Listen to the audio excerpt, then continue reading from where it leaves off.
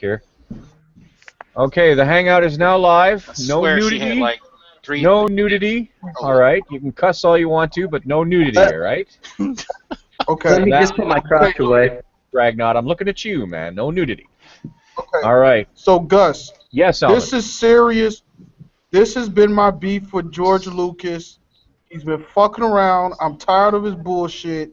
Okay. I want lightsaber nunchucks. He needs to make it happen. What? I don't know how he's going to do it. That is a I serious need question. that to happen No. ASAP. That's a serious question. Let us discuss lightsaber nunchaku. No. I You have to touch them. Lightsaber nunchucks. You are lagging horribly. Yeah, I'm sorry, Alvin, man, but you're like friggin' California love. I know. Hold on. I just no. You cannot have lightsaber nunchucks. That is completely impractical. You have Yes, to you touch them. can. No, you cannot. Yes, here's how. Here's how. Here is how you can have lightsaber nunchucks.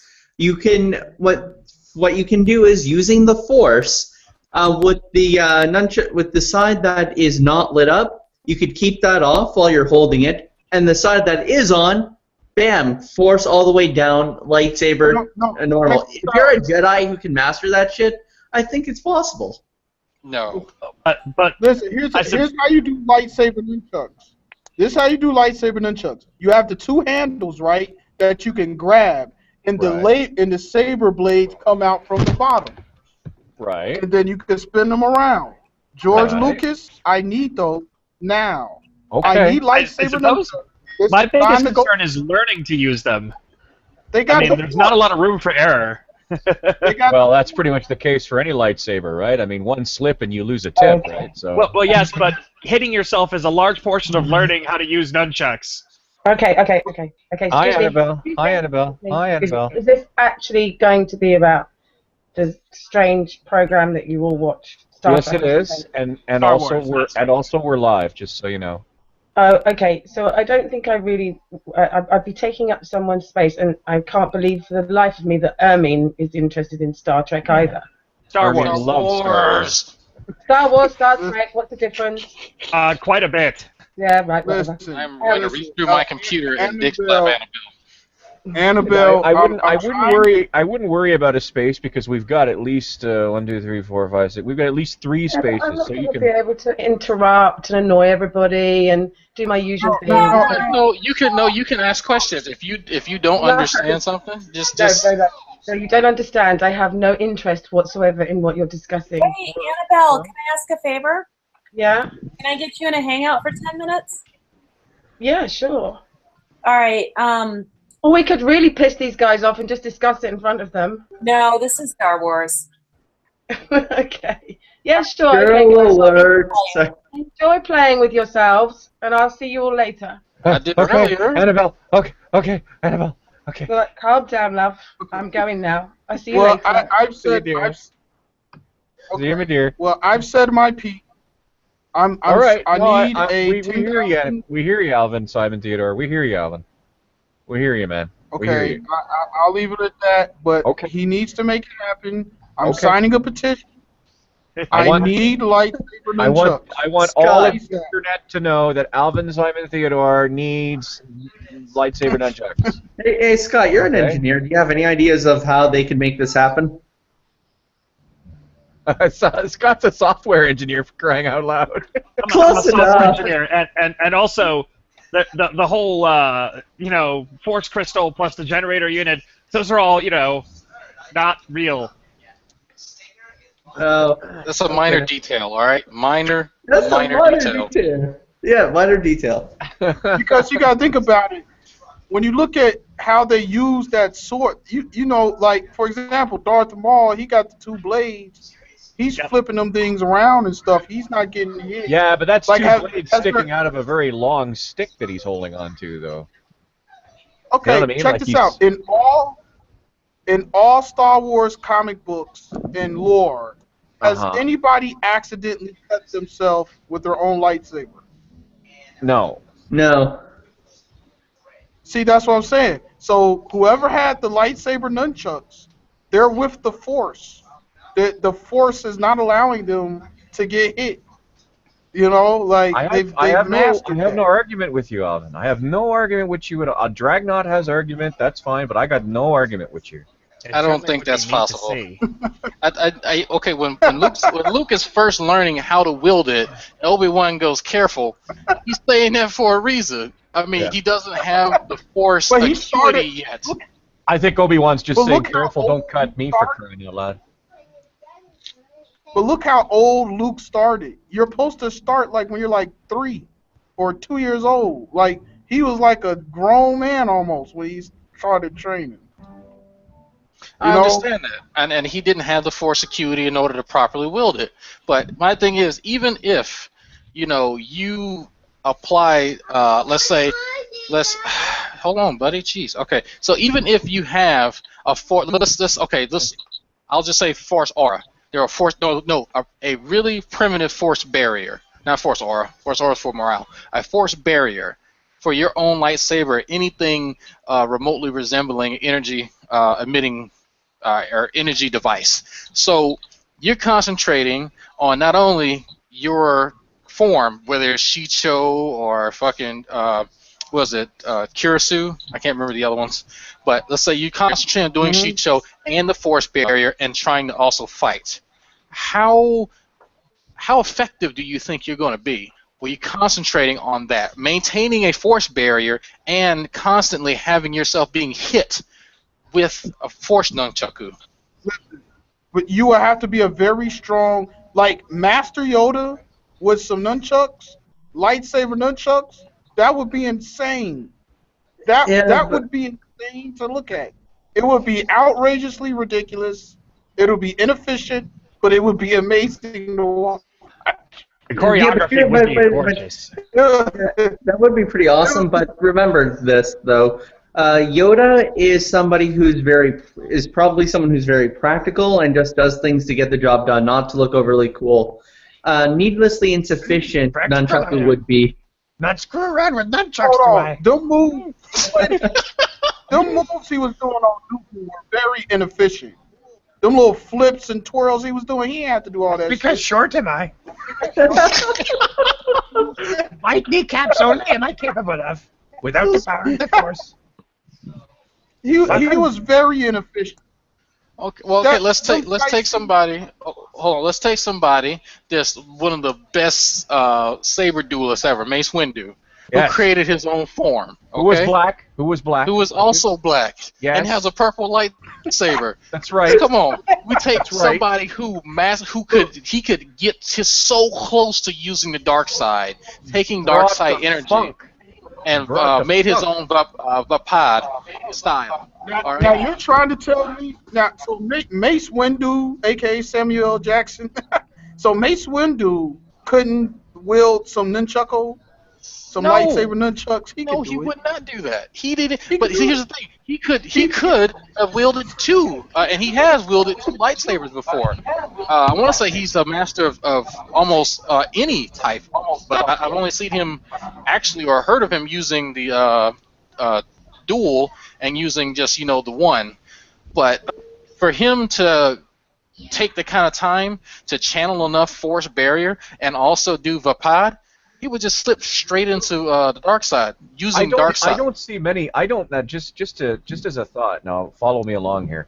I don't see too many Jedi studying any forms of the Force that would have them on a regular basis using more than one single regular-sized lightsaber. I don't see them. I don't see a lot of Jedi choosing to use multiple sabers. Pon Krell, by the way, he's an exception to that. Now, Alvin, you said you just got done watching the Clone Wars. Do you remember that four-armed dude who was like a spy, like he was a traitor? Yes. Yeah, Pon Krell kicked ass, but you don't see many Jedi doing that. Strange-shaped lightsabers and multiple lightsabers are more often than not the province of the Sith, actually. Yep. So that would that's just a thought. That was just a thought I had. You do got a point right there. Because Asajj Ventress, Count Dooku, Darth Maul, all three of them used a non-standard number, non-standard hilt shape, non-standard configuration. Whereas, Oh, whereas, Luke, except, what's that? Luke had the red saber with the green one. Uh, Remember he had the little red lightsaber with the green one. with the green And blade? Yeah, it's because he built that himself. That's because he built that one himself. Yeah, but he eventually ended up.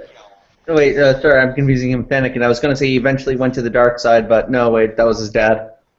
Yeah, wait for Yeah, it. but he kept. Yeah. He had two, like, I think it was, I don't know if they're actually going to have that in the movie where he has the two sabers, where he has the little short red one. The little short red one. What do you mean by the little short red one? The one that They, yeah, it's like there's picture. I forget what comic book it is, but he has the green saber, but then he has like a short red dagger one. Are you talking about the like one? Are you talking about the one that he built specifically to take on that chick with the light whip?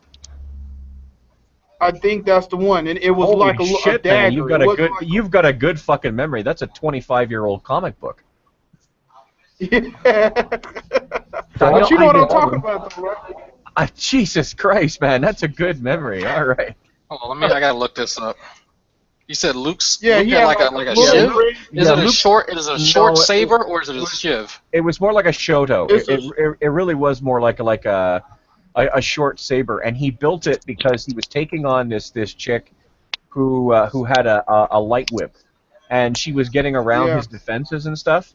So he essentially built the shoto as a distraction, almost like a peg for her to wrap her light whip around. And while she was doing that, he friggin' gave her the business with the other saber. And I can't believe I friggin' remembered that. Never mind you, Alvin. The way you described it sounded so sexual. Yeah, okay, Max, try to control yourself, son. Try to control yourself. Yeah, saber shoto, commonly referred to as shotos, but also known as short lightsabers or light daggers, were essentially miniaturized lightsabers whose purpose was to primarily serve as an offhand weapon for those duelists seeking to employ twin-bladed techniques. Hey, shut the hell up. Jeez, what yelling? Your dad's trying to nerd out over here. He's yelling at an iPad. Now you know what? You know who could do the lightsaber nunchucks? That one Jedi who could make his sword change length. Like he went to the dark side and came back. What the hell was his name? He had a blue lightsaber. It had two sides, and he could change the length. What? Where did you see him? Hold on, I'm gonna get your name. I was looking at him. He was like one of the greatest swordsmen ever, because he had like the most complex. Hold on, I'm gonna get his name right here. Okay. All right. I got Wikipedia pulled up right now. Up comes the Wikipedia. Here we go. I'm pulling it up. It's not a Star Trek or a Star Wars nerdgasm unless we've got the Wikipedia up. This is just to make sure we're all on the same page over here. There we go. I haven't got the faintest idea who Alvin. Uh-oh. What's going on, Drag? What's going on? When Luke Skywalker became aware of the reemergence of Lumia during the events of the Second Galactic Civil War, he had his wife Mara Jade construct a shoto. Shotos were considered an essential item to have when fighting a light whip because they countered the advantage that the light whip had, the ability to go in more than one direction. Mara Jade constructed a shoto with a blue blade, while Luke's shoto had a red blade. I'm telling you, man, Alvin knows what he's talking about. I will never doubt Alvin for his echoes again. Oh wow! That's you know, I can nerd out every once in a while. Somebody used one against Mace Windu. That doesn't surprise me. Okay, during the Clone Wars era, the rebellious Jedi Master Sora Bulk carried a shoto as the same color as his standard lightsaber, which he used against the duel of Jedi Master Mace Windu. It stops there, but I think we can pretty much infer that he got his ass whooped still.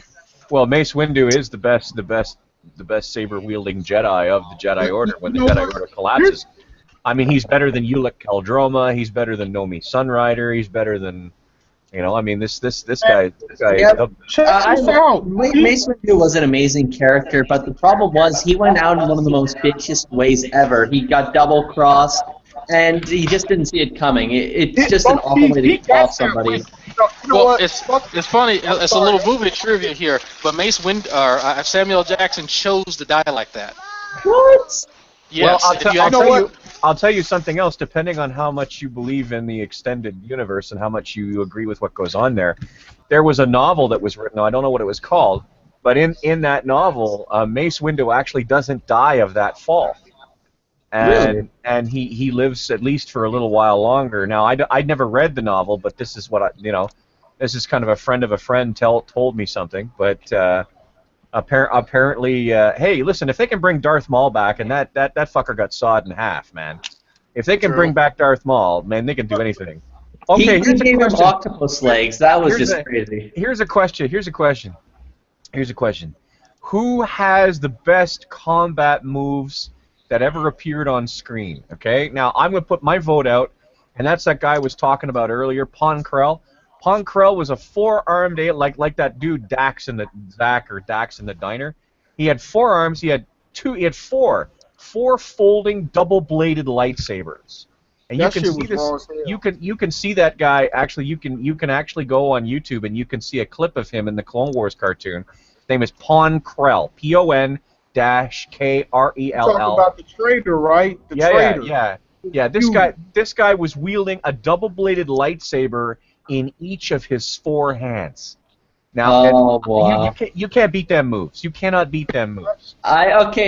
In terms of Christopher Mowdy. In terms of lightsaber moves, Who's come to talk to us about all manners edifying and qualitative. Are we including the Legacy series? We're including everything. Everything gets thrown in here. Everything. This is Star Wars. Anything you want to talk about. You want to talk about why they made the MSC droids the way they did. This is your place to do it. Now, I'm sorry. my vote goes down to now. In terms of sword combat alone, that's a pretty damn good choice. But in terms of overall strategy, in terms of blade ability, and he has it in terms of gun skills, I'm going to give it to Boba Fett. Boba Fett. Boba Fett doesn't even use a lightsaber except for that one time in a comic where he takes on Darth Vader. And Yeah, yes, folks, and he does a good even job. at He holds up his own against the Dark Lord of the Sith. I mean, come on, that is some skill right there. But Even in listen. the Legacy series, at 70 years old, Boba Fett is the baddest. Hold up, Alvin. He's the baddest badass that there is, right? His granddaughter is trying to kill him because he had an illegitimate daughter, right? That is this granddaughter's mom, that he doesn't even realize that Han Solo is supposed to go after, and Han Solo and he team up to go after this person. By the way, he's got a terminal illness too at that time. By the way. Yes. The thing is, Han Solo knows that she's dead because she's been captured by the Republic, but he doesn't tell Boba Fett because they're both dicks. Because they're The only drawback to Boba Fett is he fell into the Rancor pit one too many times. Yeah. Okay. I got a question. Nobody's perfect. Nobody's perfect. Poor Mowdy. Mowdy's like, what? Okay. I got a serious question on Star Wars theology. Okay. Theology. Tread lightly, sir. Tread very lightly. Okay. So check it out. Was there ever a Jedi that could do the thunderstorm thing from the hands, or is that just Sith only? The lightning strike thing. I do not have any Has a recollection. Jedi ever been able to do that? I'm gonna answer you. I have no recollection of anyone who identifies with the light side of the Force I ever just killed doing this Force fly lightning. just now. Did you? It landed on my desk and I just smacked it. You are a true Mandalorian. A true Mandalorian. The Metachlorians are strong in my. That's right. That's right. Right. You get them out of that seltzer water. Mowdy-chlorians. Anyone else notice that midichlorians come up in episode 1 and never again? Yeah. Nobody cares after that. I just pretended that didn't happen. You know what? I don't have a problem with that. Here's the thing. People talk about how, in episodes 4, 5, and 6 it was a lot more believable because it was more mystical. Of course it was more mystical. Yoda had like 15 minutes to teach this farm kid from Tatooine about the Force. He's not going to give it to him in science and technique, and he's not going to teach him like he's teaching a tetragrammaton cleric. Now I want to get to Alvin's question, because you have to realize that the Emperor, who is most known to be able to shoot thunderbolts from his fingers, he's so powerful that he's not really dead. At the end of the movie series, he comes back time after time after time throughout the novel series. The Dark Empire comic book series being a notable. Now that's interesting. So he's more powerful than they give him credit for. But of course, Lucas hadn't sussed out his plot by when 4, 5, and 6 were done. It took a coterie of fiction writers to write the backstory or to fill in the blanks and suss out the backstory and the future story and because Christopher, I just read that Dark Plagueis, and Plagueis is the one that set up the whole shit. The whole Battle of the Republic and in the takeover with the Clone Wars, that's all. It's all him. He set up everything. And he's not in any of the movies except for the Revenge of the Sith, kind of a little bit. Well, yeah, I mean, and it's going to be interesting because there's a whole fan base that would love to see episodes 7, 8, and 9 based off of Legacy because Han Solo's son is even a bigger dick than Han Solo. Han Solo's son pretty much thinks that, because he's half the Jedi with Leia being the mom, he has powers and purposely wants to use the dark side as a way of bringing together the consistent rebellions that are going on in the galaxy, right? But he's not that savvy. And their other son is what does he do that's just real dickish? I mean, the whole Solo vibe. I mean, the fact that the whole Lucas wanted to gloss over, right? Because think about the cantina scene, and Han Solo talking to Greedo he fucking shoots him under the table. That's the kind of person Han Solo should be. As they edited future episodes, Greedo attacked Han Solo first, and he was self-defending. That's fucking cockamamie bullshit. Yeah, but even with Solo as being that kind of aggressive guy, remember that it was Han Solo that saved Chewbacca from what would have been certain death at the hands of Imperial overseers. Alvin, I'm gonna mute you, Alvin, because you're echoing like crazy. Okay. I had to look this up, but I was pretty sure I had read somewhere that Luke Skywalker himself used Force Lightning, and yeah, he did.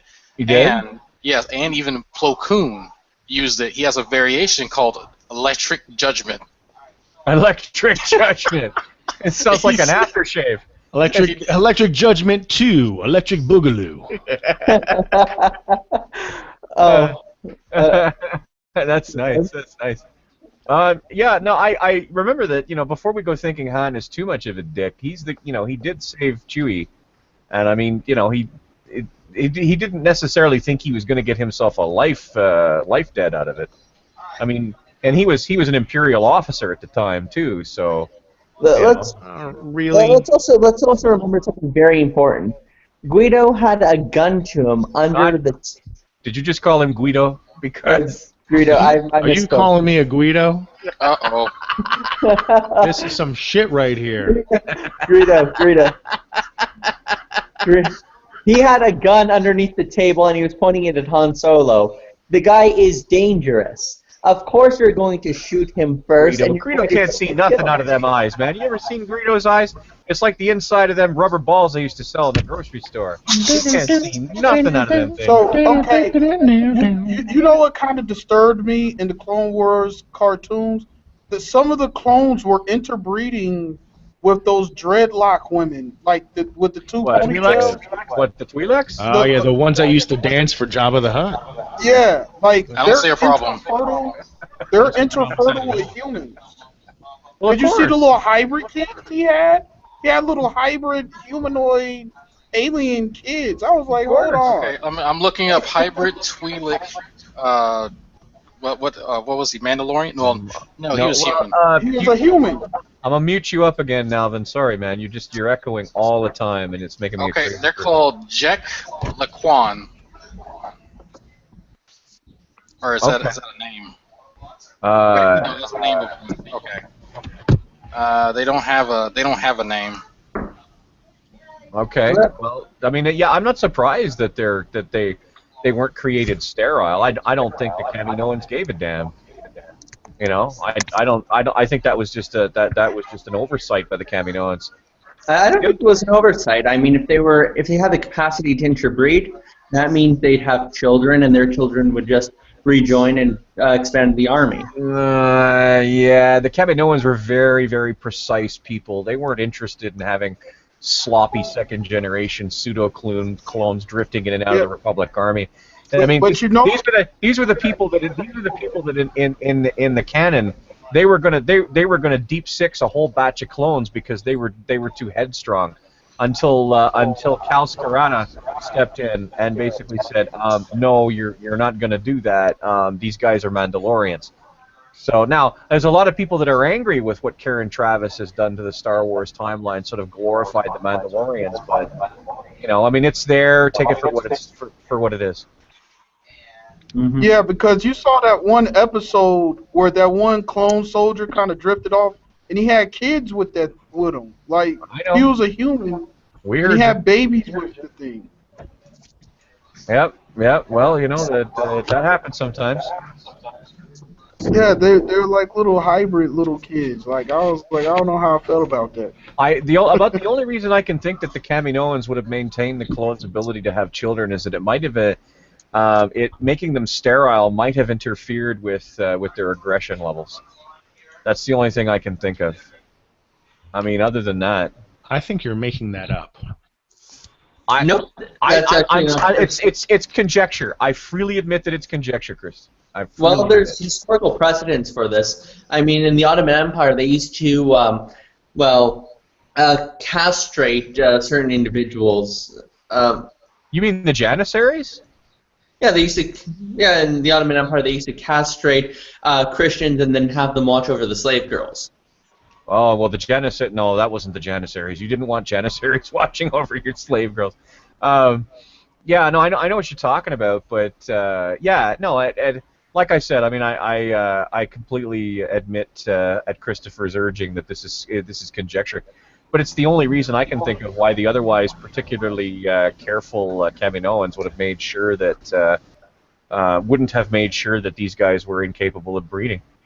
Either that, or they just didn't care. Well, talk about conjecture. I think that they were such control freaks that they thought that making the clones and having the system and structure upon which they were able to have the clones do what they wanted, they didn't have to think about procreating. Like, where in their scheme or structure or agenda was there time to meet and bang other women?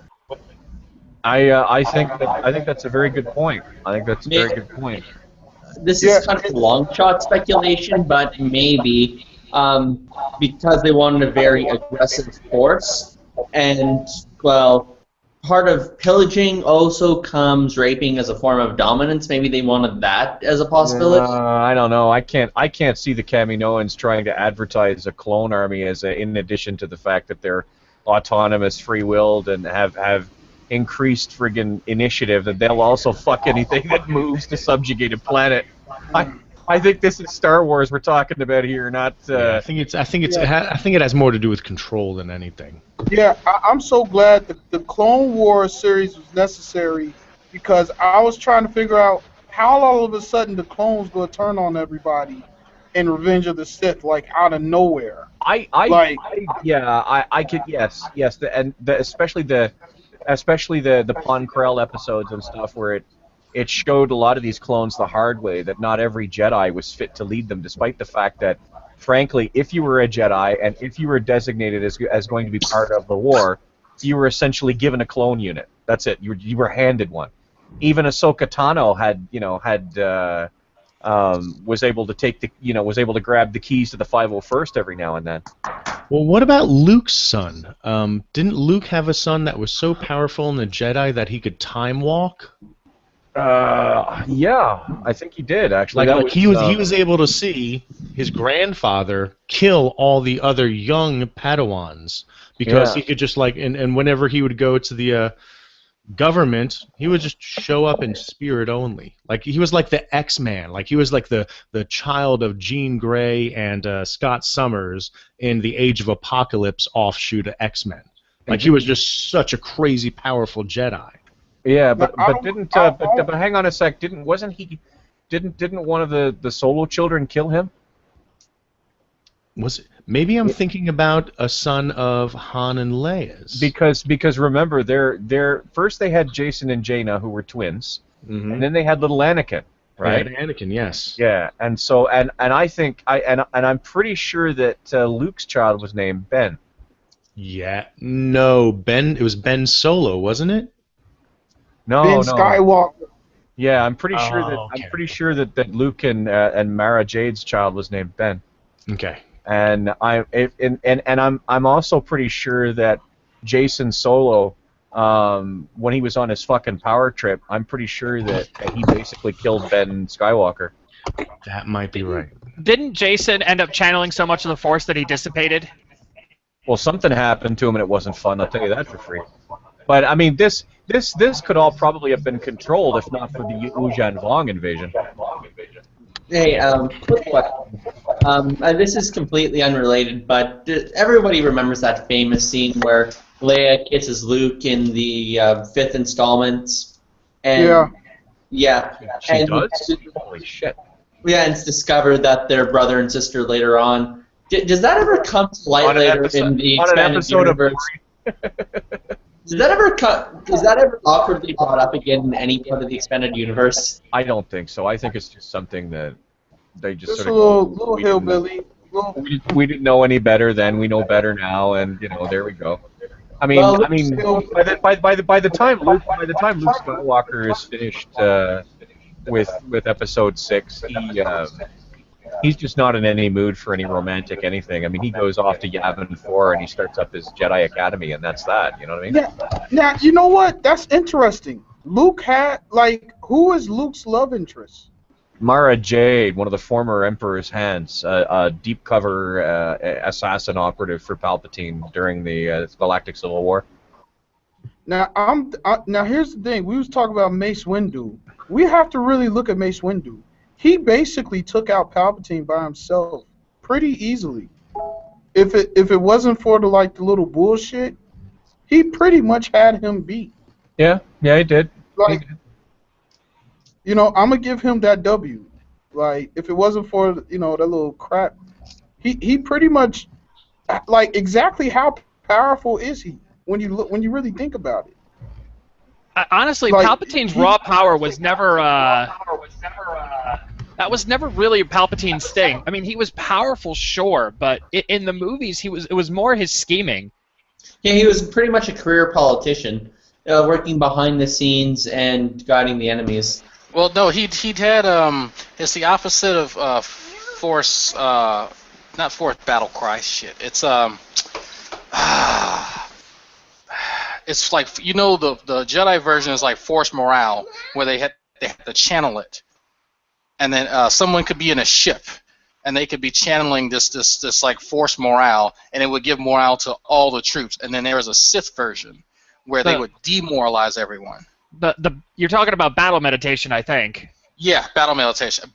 Meditation. Okay, the Sith version of that's what he could do, and that's how he used that ability to hinder the entire Jedi Council. Remember when Yoda was saying that they were blinded and they didn't know where it was coming from?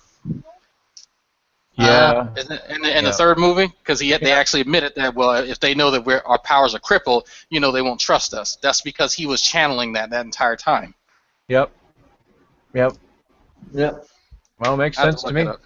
I got to look up what it's called. It's bothering me now. I think Vader I'm not sure who would be stronger in their prime, Vader or Palpatine. Vader was limited because he was mostly machine. His actual ability to channel the Force was limited. He was powerful despite that, though. Boy, he was very powerful. If it hadn't been for the suit, he probably would have exceeded Palpatine easily. Mm-hmm. Yeah, and Palpatine knew it, which is why he arranged for him to have a substandard suit. If you guys ever get a chance, get your hands on a novel called Vader: Rise of a Dark Lord. There is a couple of paragraphs in there where it talks about exactly what he has to go through physically. His arms, his legs, his lungs, his heart, his ears, his eyes.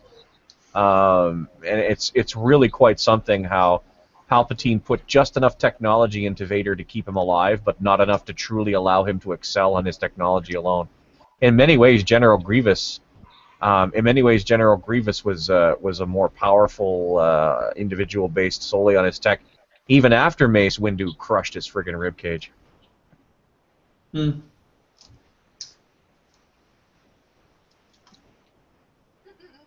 Interesting.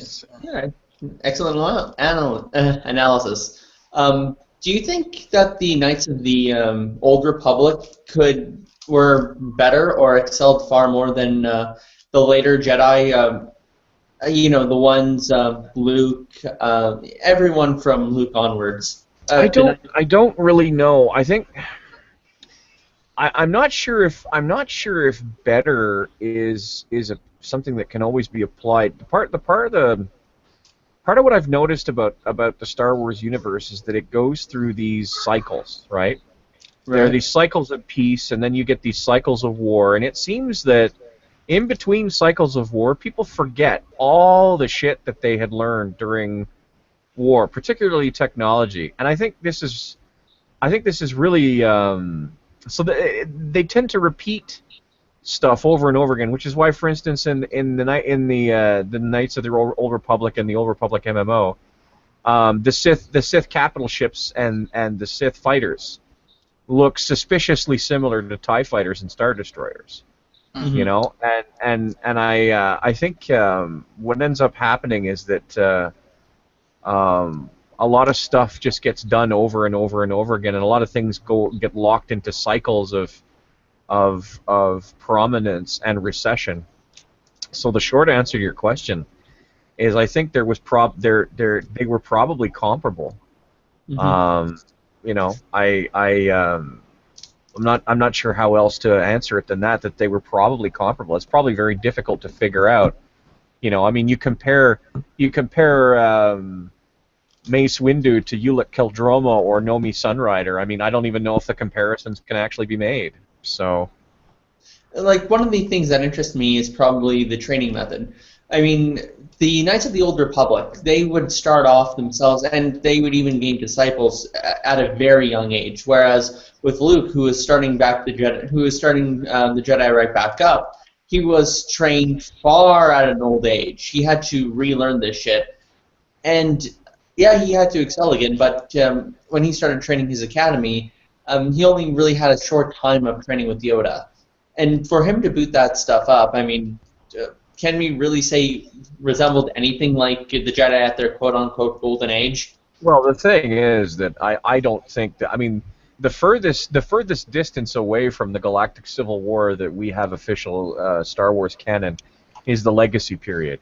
Right. And I don't think that from the Battle of Endor all the way to the Legacy period, I don't think that the Jedi ever become what they were at their golden age.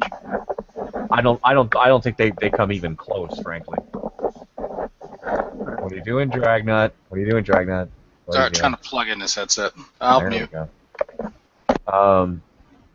So, I think the short answer to your question is no. I mean, they may be comparable, but I certainly don't think they're better. All right. So, I mean, now mind you, in the Legacy period, there's an empire again. Now, it's not necessarily a Sith empire, from what I'm given to understand, but they are an empire that has Imperial Knights, which are not Jedi, but they do wear body armor and they do use lightsabers. So I'm not exactly sure what the big deal is there, because it was a comic book series and I'm not made of money. I only saw the first one, but I don't really. I know that when Darth Krayt, excuse me, is the bad guy for the Legacy period, and he apparently walks through most of the Imperial Knights like a hot knife through butter, so they can't be that shit hot. Interesting. So would this be the New Republic then, or would this be something completely different? In the Legacy period, or? Well, I don't. You said it was an empire, so I'm guessing it's not a republic. Well, there is an empire, but I think there's also a republic.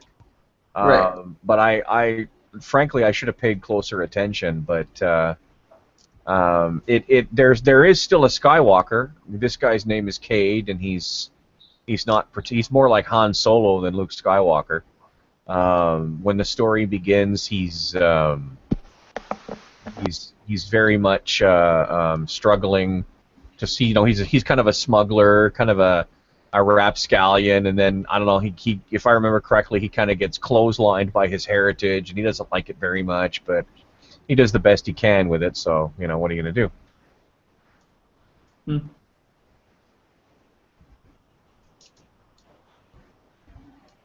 All right. What do you? I think that sums up. I think that answers my question really well. Thanks. Anyone no else? problem. Let's talk about something a lot of Star Wars fans really don't talk about, because there's only one remote, I think, mention of it in all the movies that we currently have, and that's the Grey Jedi, or the Way of the Grey. Yeah, I don't think it gets any screen time at all, does it? No, well, you hear Qui-Gon Jinn mention it when he's talking to Obi-Wan Kenobi. You hear he vaguely references it. He references the Living Force, and Right. that is a kind of an obscure reference to the Grey Jedi. And after that, you really don't hear anything about it other than, oh, I miss my master. He had his interesting ways, kind of thing. Right. I think maybe he was probably an old Jedi who just died away. I don't think there might have been anything really special to it. Well, wasn't he a part of the Grey Jedi at one point? Like, wasn't he like a member of them? I don't know if the Greys were Jedi per se. I don't know enough about the Greys. From what I studied, and by studied I mean looked up a few articles on Wikipedia. From what I gathered by looking into it, they were not necessarily an order, but more like a philosophy, and they were even less cohesive than the Sith were. Yeah, I think that was more of I think that was a bit better philosophy than many of the Jedi had, because even though they claimed that a lot of them were trying to abstain from certain things, it got to the point where they just became apathetic, and so them abstaining from doing a lot caused a lot of the schisms. Like they ended up creating more Sith because of their apathy, which the Jedi who broke away felt that, well, I don't want to be restricted. I don't want to be restricted by these doctrines. I really don't. So I'm going to do my own thing. Yeah, the Greys seem to be very much fighting sort of a how do I put this?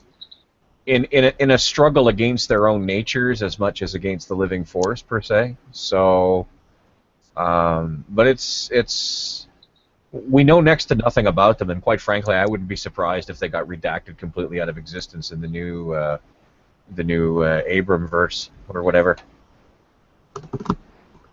Yeah, and that's what I'm kind of worried about, because my cousin, he's more privy to the expanded universe than I am. I play the games, and I know my wife's bought me, some of the expanded universe stuff, but I haven't actually sat down and read anything. I know about the Yuzon Vong and about how they are basically immune to the Force. Yeah. And so, I think that would be a really interesting movie to make, because you're so used to seeing Force on Force, and who has the more powerful Force and who can outforce who. But you're like, oh, I'm fucking immune to it. Well, all but like Force lightning. So now how you have to evolve. You have to say, I'm going to step outside of my comfort zone that I've built up and try to be really, really creative. And so that would be a wonderful movie where you would see new Force abilities. So if I can't push you back with Force push, that's a problem. I can't create this barrier around you to lift you up and smash you down with Force lift. But what I can do is I can manipulate everything else, like the fucking ground underneath you, and Force push the ground into a gigantic hole to throw you into, to make you fall into, something like that. And the funny thing about the Vong is that the the timeline of the Yuuzhan Vong Invasion's books, by the time that Episode 1 had been created, the Yuuzhan Vong Invasion was over in terms of the books that had been released. So I think in many ways the older paradigm of really straightforward application of force powers was still very much in the minds of the writers when those books were released, and it just never occurred to them to do some of those things, I think. Yeah, and that's something that Abrams could kind of take a hold of. He's like, you know what, let's stick with the canon. Let's be canonical as much as we can, and add just a little bit in there that it's not going to take away from that classic Star Wars feel, but give it a bit of our own spin. And I mean that's a fine fucking line. I mean, you're never going to appease everyone, but there has to be a little not even a departure, a little addition to kind of spice things up and give it your own flair for your interpretation. No, and Star Wars fans are notorious for being difficult to please at the best of times. But one of the other problems is that most of the fan base detests the Vong. They really don't like the Vong. Most of them describe the Vong essentially as the Borg of Star Wars, and as a result, they just really and it's made even worse by the fact that the Yuuzhan Vong basically killed Chewbacca. So yeah, and it's really too bad. But I don't know if we'll ever get the Vong to be. The other thing is that the Yuuzhan Vong dragged the Star Wars universe someplace very, very dark. Remember something: these people, their gods didn't just hate technology; they saw pain and blood, but mostly pain, as the highest offering that their worshippers could give them. So that's awfully dark. The people who got caught by the Vong and who weren't lucky enough to get killed outright, they were in for a real fucking smorgasbord of like ouchie.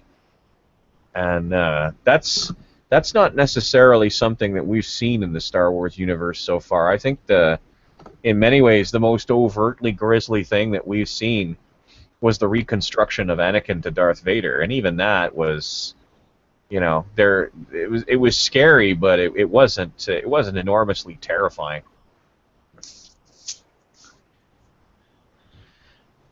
I don't know. I thought the execution of Count Dooku was pretty grisly. Didn't even show it. It did cut away, but you know damn well what happened. Yeah, well, it was more, frankly, there was more action in getting his hands cut off than there was getting his head cut off. I mean, we sort of know what happened, but we're older guys. We've been around the block. I don't imagine most kids would have understood what went on unless they had it explained to them. Well, that's part of the problem of the prequels, is that the prequels were trying at the same time to appeal to both kids and adults. That's why you had Jar Jar Binks, and murdering children, because murdering children in the same right there. Yeah. So. Yeah, Count Dooku was an asshole. I don't really mind it. I certainly had no sympathy for Count Dooku. He was a douche. Mind you, some of those kids fought back like a boss, man. Zet Jukasa on the landing platform as Bail Organa watched, man. He fucking took him down. Mm-hmm. That was George Lucas's son, by the way. Do we consider what's it called? Battlefront, the storyline in Star Wars Battlefront, to be part of the canon? It's probably Legend stuff. Well, Battlefront 2 more specifically, where they really delve into the 501st. And yeah, I'm pretty sure all that stuff got thrown into the canon, and the Kaminoan clone rebellion, where the Kaminoans started holding back like one or two out of every batch of a dozen clones for themselves. Right, and that's when they changed the. That's when they stopped using just one. I know there's like one whole mission where you have to put down a whole bunch of clone troopers, and they say that after that they stopped using exclusively the. What, the Kaminoan method? The Jango Fett strain. Yeah, but that was started- tough. That was tough for them though, because not only couldn't they use the Jango Fett strain, but they also couldn't use the Kaminoans, and there aren't an awful lot of cloners in the Star Wars universe. I mean, you've got the Kaminoans, and then you've got the Sparti, and the Sparti are well known for producing clones quickly, but those clones are all fucking crazy. They're crazy, them Sparti clones. There's something wrong with them. So, but they mature to adulthood in like weeks, instead of the long sort of 10-year waiting period for a clone army that you got with the Kaminoan clones. But yeah, by the time the Empire was finished with Kamino, they were a shadow of their former selves. They were forbidden from exporting clone technology. They were forbidden from making clones. They were forbidden from prosecuting most forms of biotechnology as a means of sustaining themselves. I mean, they were just done. They were just done. I mean, all the sides that essentially sided with Sidious during the Separatist uprising, they all got theirs. The Techno Union got crushed. The banking clan got friggin' usurped. You know, the Geonosians, and you know, the Geonosians are the ones that got hit worst of all, because there was a giant battle on their planet. So the one thing about the clones that's got me thinking is in the latest installment in the upcoming Star Wars movie, they had a black clone that took off his helmet, and I'm kind of curious, do you think that they just started importing new people into the clone army from the outside of all the worlds they conquered, or do you... No, those guys weren't clones. Oh, no. The you talking about the main characters? Those guys weren't clones. Clones. I think the clones got retired at that point. You got to remember something. You got to remember something. Okay, they had growth, and they had growth accelerators, which basically meant every year that passed was like 2 for them. So it took them 10 years to grow to maturity, right? So by the time they began the Clone Wars, they were 20, 20 or 21, depending on the batch. So the Clone Wars was 3 years long. So they got out of the Clone Wars at 26. There was a 20-year period of time between the end of the Clone Wars and Episode 4. So that's another 40 years. So by the time Episode 4 starts, the average clone is basically between 63 and 64 years old. And weren't there like long-term health complications? Yeah, I heard that there was some kind of mental instability that happened after Order 66. There was supposedly something mentally that went wrong with them after that fact. I would imagine that a lot of those clones suffered what you and I would understand as PTSD. I mean, a lot of them came to adore the Jedi that they served with. There are also stories here and there, particularly if you read the Clone Commando series by Karen Travis. There's at least one instance where a clone commando inseminates a Jedi who's whose command he's under. So yeah, like in some cases, like this was just a, I mean, these guys show up and they're basically 2 ticks to the left of teenagers. They fight an entire war under the command of a Jedi who's probably the coolest person they've ever seen in their life, right? And then, at the end, their commanders say we have to kill these guys, and they do as they're told, because they're trained to do as they're told. But afterwards, I mean, you can imagine, you can just imagine how that would affect these guys. Right. I'm not surprised at all. And so by the time the newest movie is going to come in, all the clones would probably be dead by then. So it would make sense that they'd have a new army of new people. Because the new movie is supposed to happen about 30-some-odd years after the Battle of Endor.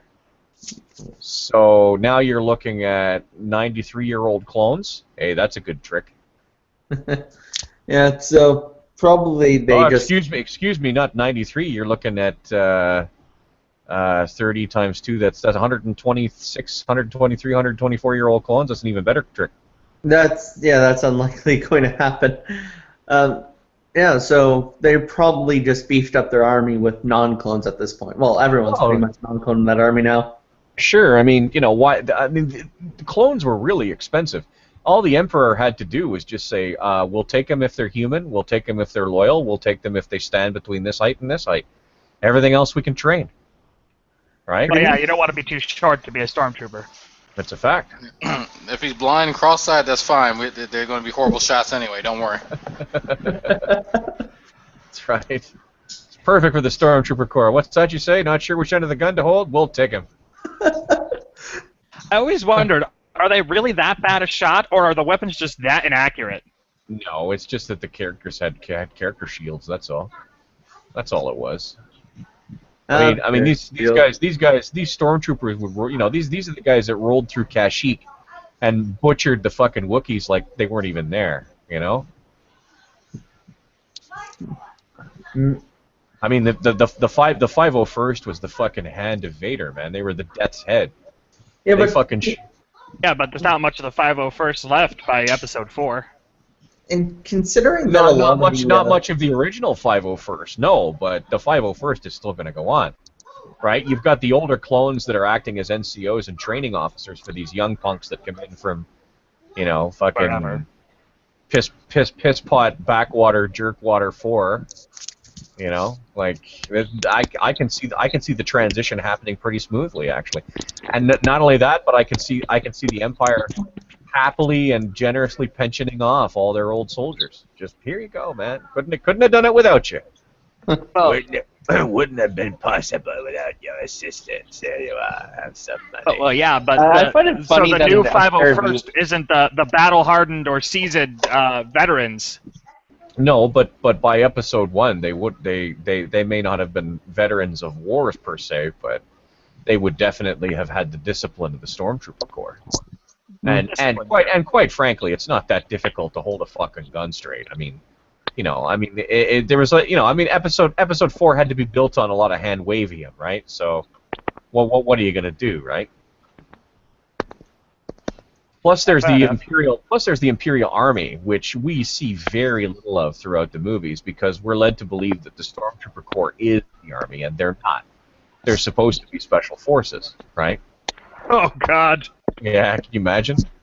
If these guys are bad, can you imagine what the basic Imperial infantry is like? And what's the rank? How good are the rank and file? That's right. This asshole got 3 out of 50 shots. I told him I had 6.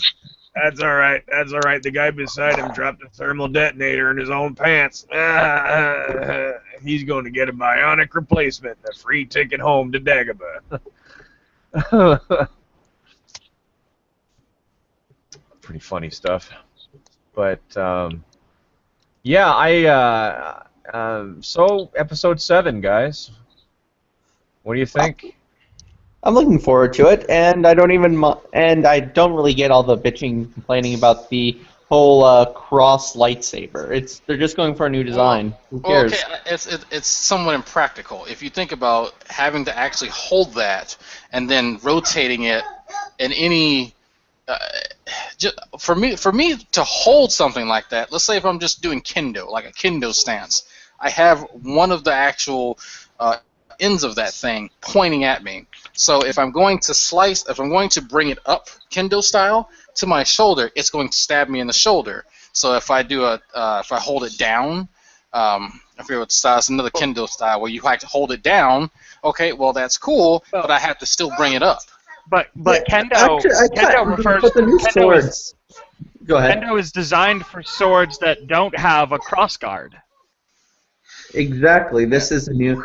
I think they're making this new sword. Yeah, this new sword is supposed to be more representative of the European-style swords, whereas I think in the old Star Wars series, it represented more along the lines of Japanese-style fighting. I mean, the Jedi Order at first seemed kind of like Shaolin monks doing martial arts and shit, but this is more European sword fighting style. Well, if you look at the movies, Episode 4, 5, and 6, that sword fighting was definitely, European stage instructors taught those guys how to fence. That's what that was all about. I mean, you look at those moves, and that was, you know, these guys were over there in England, right? Because remember, a lot of that Star Wars footage was shot in England. Not the Hoth battles, mind you, but you get my point. Yeah, I mean, all the props were a lot of like British weapons and things like that. A lot of that stuff was shot in England, and so it's not a far stretch at all for somebody to send out for a couple of fencing instructors, and then it's like, look, I mean, you're not teaching two fencing dudes how to do their thing. You're teaching this old guy over here and this robot over there, you know, and so you look at the style, and it's very similar to fencing. Now, it's interesting because Count Dooku's opponent's salute is right out of Olympic-style fencing. Right out of Olympic-style fencing. And he has a curved hilt for more of a fencer's grip. Like an épée or a foil.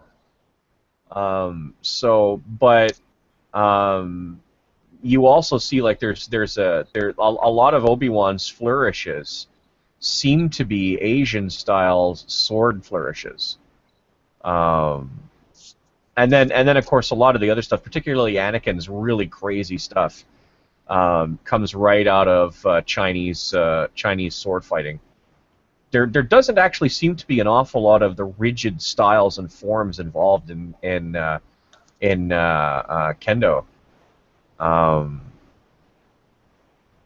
That's my impression anyway. And then there's Pon Krell, who's got a double-bladed lightsaber and one of four hands. I mean, how do you beat that shit? Hi, Groovy. Hey.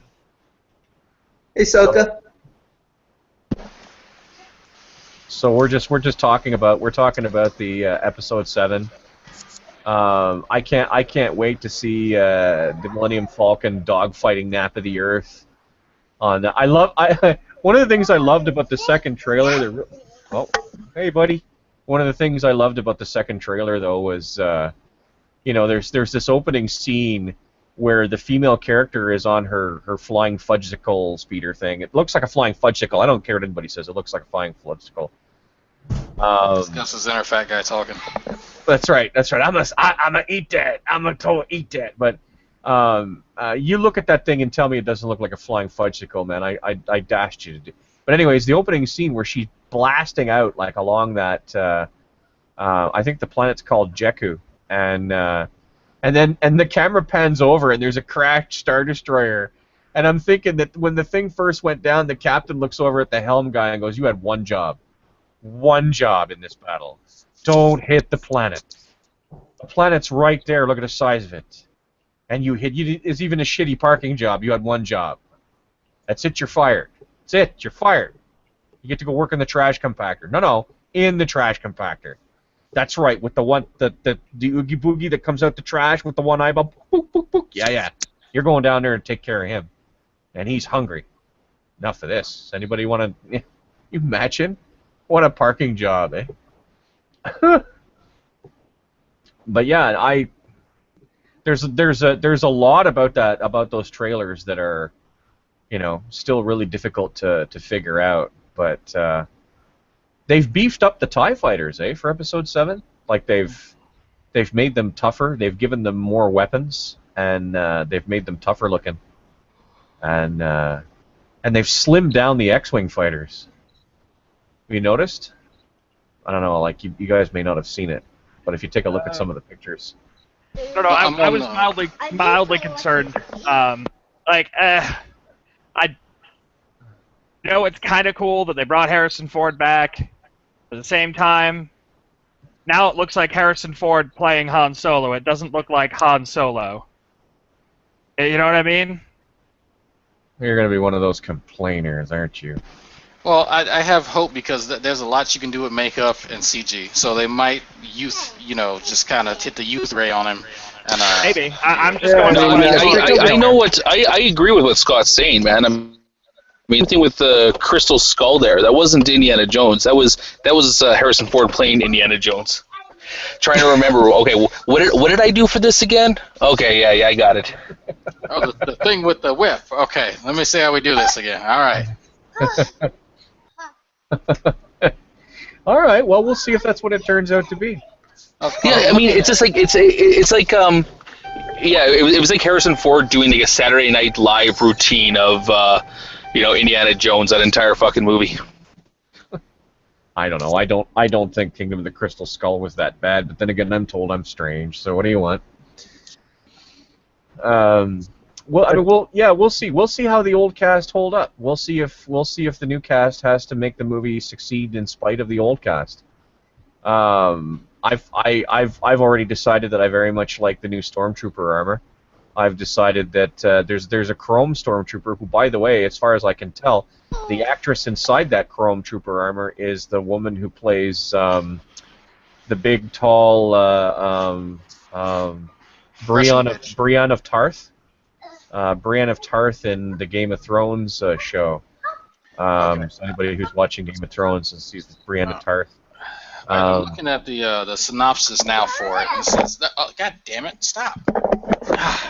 Okay, Star Wars Episode 7 story will feature the forces of the First Order. What happened? Y'all still hear me? Yeah, I'm here. Yeah. Go ahead. What was that? Okay.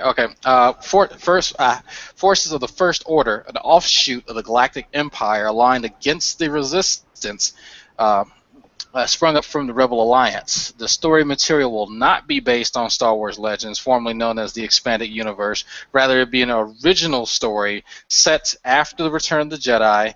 The film stars Mark Hamill, Harrison Ford, Carrie Fisher, Peter Mayhew, Anthony Daniels, and Kenny Baker reprising their roles. The original story actors are joined by a host of new actors, including John Boyega, Daisy Ridley, and Adam Driver, amongst many others. The film will be presented in real ID, 3D, IMAX, everywhere available.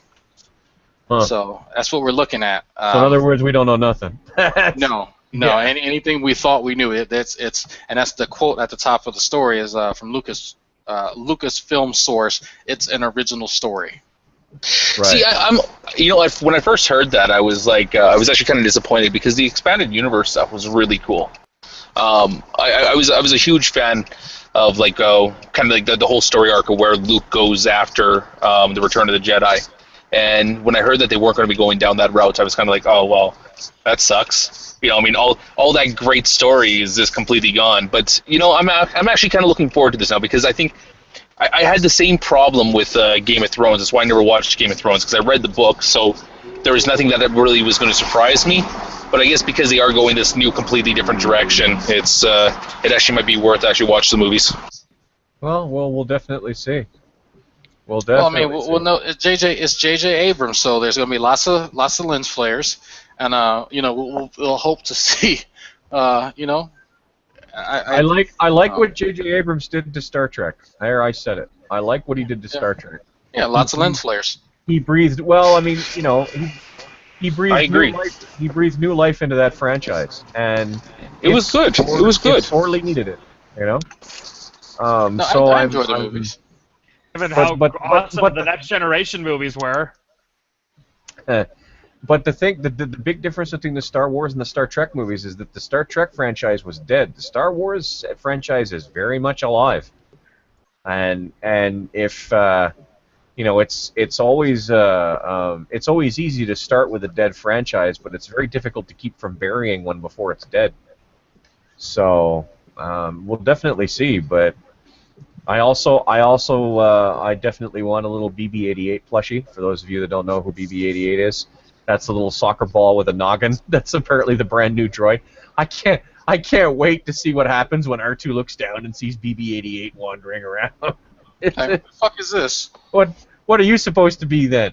Just pull out his little fucking electric dagger and shot the shit out of him. Now that'd be pretty. I don't know. I think once the two of them came to an understanding, they'd get along like peas and carrots and drive C-3PO right up the wall. Poor C-3PO. He's gonna have a stroke or something, man. He's too excitable. Just far too excitable. And I'm telling you, man, you're guaranteed to hear at least one joke in Episode 7 from C-3PO about how he's just too damn old for this shit. You're guaranteed. Hey, how did you feel about that in the prequels where they tried to link together C-3PO and Anakin as the guy that built him? It doesn't make any sense. Well, yeah, that's what I figured. He had to come from somewhere, and I figure, might as well have come from Anakin. I think that one of my big problems with the prequels is that somewhere in the filming of Episode 3, somebody woke up and realized there was no number between 3 and 4. And it happened. That's all you need to know. I think I have an answer to it. And so what ended up happening is you had a whole bunch of shit that got crammed into the last 15 minutes of Episode 3 that really should have been dealt with better. But you could tell that, like, oh my God, after Episode 3 is Episode 4, there's nothing in the middle. It's almost like it's almost as if the franchise could have used like a Star Wars Episode 0 to happen, in between Episode 3 and Episode 4 to give the Star Wars Episode 3.5. Yeah, or something like that to give the world a chance to breathe, because I mean, Episode 1 had this sort of long, languorous storyline, which everybody took their time, and the pod race was like 40% of the movie, and then Episode 2 things were starting to speed along at a better clip, and then Episode 3 came along, and like I said, I mean they were just shoving everything they could into that movie, and it's no wonder it was like a big frantic, frenetic mess by the end of it.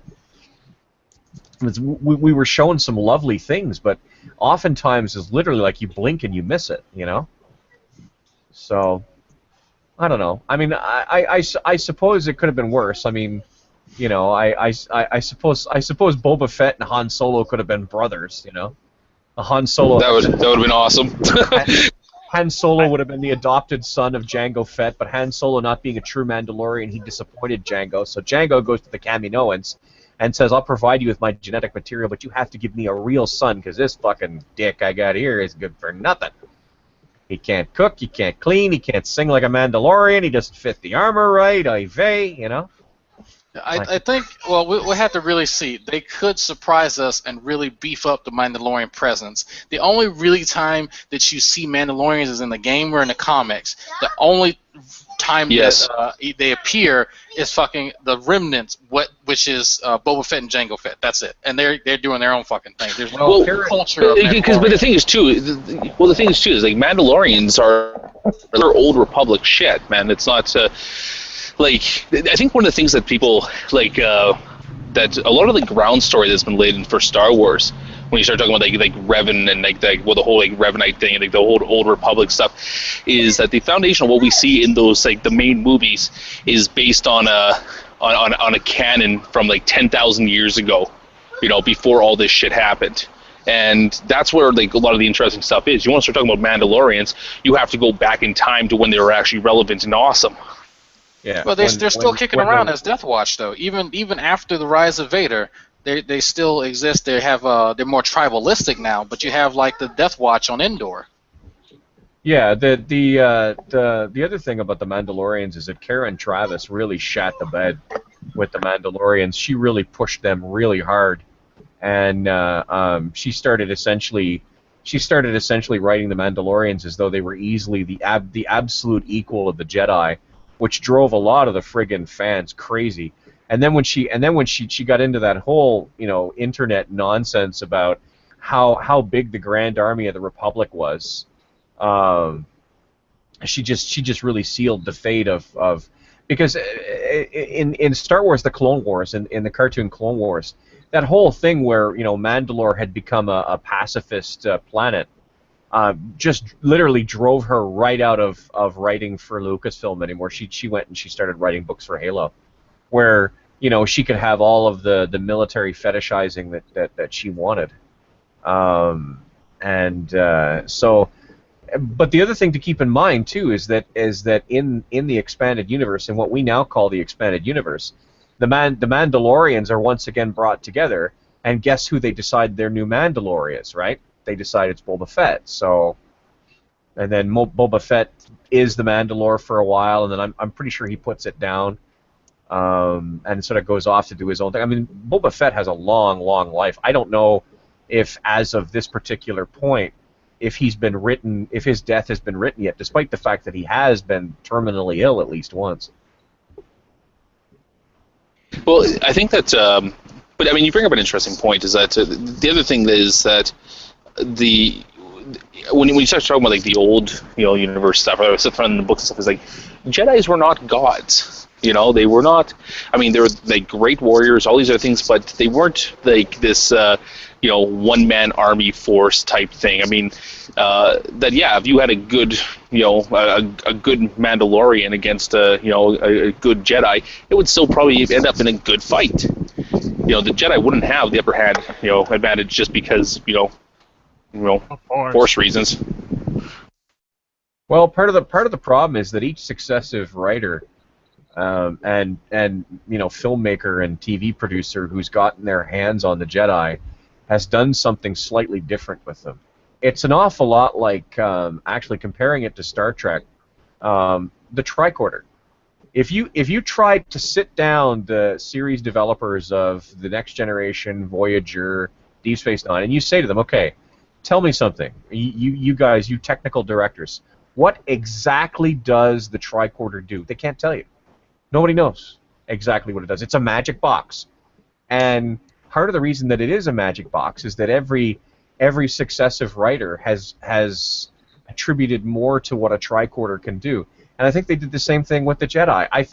I think George Lucas wanted what the Jedi could do to be intentionally vague. And in being intentionally vague, he left the door wide open to people to do all sorts of stuff, and the stuff just kept stacking up, right? Because it's, you get brand new people who want to watch. Well, they want to see new stuff. They want to read about new stuff, cool stuff, better stuff, and that's how you make your bones, right? So, you're absolutely right. I mean, the original, in Episode 4, the Jedi were these people we knew next to nothing about, except they swung around a laser sword and they could trick people with stupid minds, and by the end of Episode 3, I mean, or the end of The Force Unleashed, now you got guys using force pull to drag Star Destroyers into the ground. Oh yeah, but don't get me wrong, Force Unleashed fucking rocked. Star Killer, come on, man. Yeah. But don't forget about it. I mean, I'll just pick this fighter up and beat these soldiers to death with it. Oh, okay. Yeah, but here's the thing too: is like I think is that like Anakin Skywalker was supposed to be the prodigal child. He was supposed to be the most powerful, like Jedi ever, that unmatched in any way. So like he was the bar. Being able to do the Force choke and all that other stuff that Darth Vader can do. That should have been something that was unique to him. The majority of Jedi were equivalent to cannon fodder at sometimes, especially if you watch like the Clone Wars series and shit. Yeah, it's really tough to tell. I mean, you're right. There is sort of a wide range of Jedi capabilities, and to be sure, there were Jedi who were pressed into the front lines during the Clone Wars who had no business being there. These were Jedi who probably would have better served as consulars or scholars or working in the Jedi archives. But they were often pressed into the front lines, and they ended up dead because they had no business being there. So, yeah. I mean, you take a look at like Episode 3 when oh shit, what was the order that came out? The Order 66. Order 66. Yeah, when Order 66 came out, most of those Jedis did not stand a chance. Like they were pussies. Part of it was because people that they trusted, that they'd served with, many of whom for like 2-3 years, and they'd been through battle on top of battle on top of battle with. It just never occurred to them that their own clones would turn on them. It just they never thought about it. And by the time it happened, by the time they realized that it was happening, for most of them it was just too late. I mean, you look at Ki-Adi-Mundi on Migito, where I mean he's like, come on guys, the snow's coming down. He's like, come on guys. Then he sort of turns around, and he's got this look on his face like, oh, so it's like that, is it? Like and up until that point, he had no idea what was going to happen to him. Like the Jedi who was killed on Seleucami by Commander Neo and the other dude on the speeder bike. all they did was pull behind her and shoot her. She I think it never was stopped shooting. Shakti. No, that wasn't Shakti. Shakti was killed. Well, technically, there was a scene filmed where Shakti was killed by General Grievous, but Lucasfilm has basically retconned that and said that she wasn't killed there. Then there was the girl that was killed on Felucia, the Twi'lek named Isla Sakura. That's literally what happened. She stepped 1 foot in front of the rest of her clones, and they pulled out rifles and shot her. I mean, it was so sudden. Plo Koon, same thing that happened. You know, Plo Koon was flanked by 2 heavy fighters. The heavy fighters just put him in their sights and shot him. You know, like a lot of these guys, and a lot of these guys were veterans of the Clone Wars, the Outer Rim sieges. A couple of them were veterans of the Boz Pity fights, which was some of the hardest fights in the Clone Wars. But they literally trusted their clones and trusted that their clones would never turn on them, and their ability to detect people's bad intentions were literally turned away from their own clones, and so they never saw it coming. The same thing with Kenobi. Kenobi was another one, and it just goes on and on and on. I mean, it was literally an emotional sneak attack, right? Yeah, good point. Good point. I mean, if it wasn't for the Wookiees, Yoda would have taken it. Oh, absolutely. I mean, you know, sure, Yoda may have killed that one general and his buddy, but you're absolutely right. If the Wookiee hadn't stuffed him in a modified escape pod, you know, he never would have gotten off that planet alive. You know, and I'll tell you something. A lot of Wookiees paid the price for that too. You know, so it's you're absolutely right. You're absolutely right. So it was pretty rough, but no, there, you know, I mean that battle at the arena in Geonosis. I mean, Lord only knows how many Jedi got slaughtered there. I mean, there was you know, including all of NSYNC, thank God. For those of you that don't know, the old boy band NSYNC were given bit parts as Jedi in the arena fight in Episode 2. Actually, that's awesome. There's a scene where one of the Jedi, when Anakin is sitting on the roughly rhino-like creature, and one of the Jedi throws him a lightsaber. Well, that guy is one of the members of NSYNC. So I did not know that. That's neat. Yeah. Yeah, I didn't know that either. That's actually awesome. All right, what I miss? NSYNC were Jedis. NSYNC? Yeah. The boy band NSYNC. They were extras in the. Oh, Dragon, what are you doing to me? What? Are you trying to hide in the closet, Dragon, because your son won't leave you alone? Well, no, my main laptop just froze. Everything just froze, so I just turned it on. I was actually on this laptop originally while I was talking to y'all, so I was like, okay, I'll just pull it up over here and so I see what's going on with the other one. There's a lot of computer troubles tonight. Well, I feel bad for you guys with computer troubles. Yeah, man, I'm actually doing this on my phone because I just felt like talking about this. I was watching this, but I figured that I'm going to give 1 gigabyte of my data to talking about this shit. Well, we appreciate the fact that you gave up your 1 gigabyte of data for us to talk about this here shit, and we're hoping to make it worth your while. Oh, Dragnot's so nice. We see him twice. Look at this. The fuck? Well, you know what it is. It's always the. Oh, maybe it's maybe Deidre is using your face. Oh no, she's got her own. Deidre will do that sometimes. She'll come in and she'll be like, What the hell? "I got your face. I got your face." But so, how many people here had Star Wars toys when they were a kid? A few. Yeah, what'd you have? What'd you have, Scotty? Actually, I had the Millennium Falcon. No. Yeah, it's like this. Oh, that was nice, eh? Was that the pride of your collection? Yes, I would say so. Also, I had an Obi-Wan Kenobi action figure that my wife got me for Christmas one year. Yeah. Was it a little 3.5-inch fellow? Yeah. We said kids, Scott. Kids. I never grew up. Shut up. But I mean, it's true. Actually, I have more than I did when I was a kid. Oh, definitely. I bought 10 times the Star Wars toys when I was an adult that I ever owned as a kid. I got to AFK for a few minutes, but I'll be back. Okay. But when I was growing up, I wanted stormtroopers. That's it. I didn't care about collecting anything else. I wanted to amass an army of stormtroopers. So, whenever an opportunity arose where I can get a toy, I always got a new stormtrooper. And I think I got like 20, 25 of them back in the day. But they're I think when I gave I kept all my toys and I gave them to my son, and I think I'm down to like 8.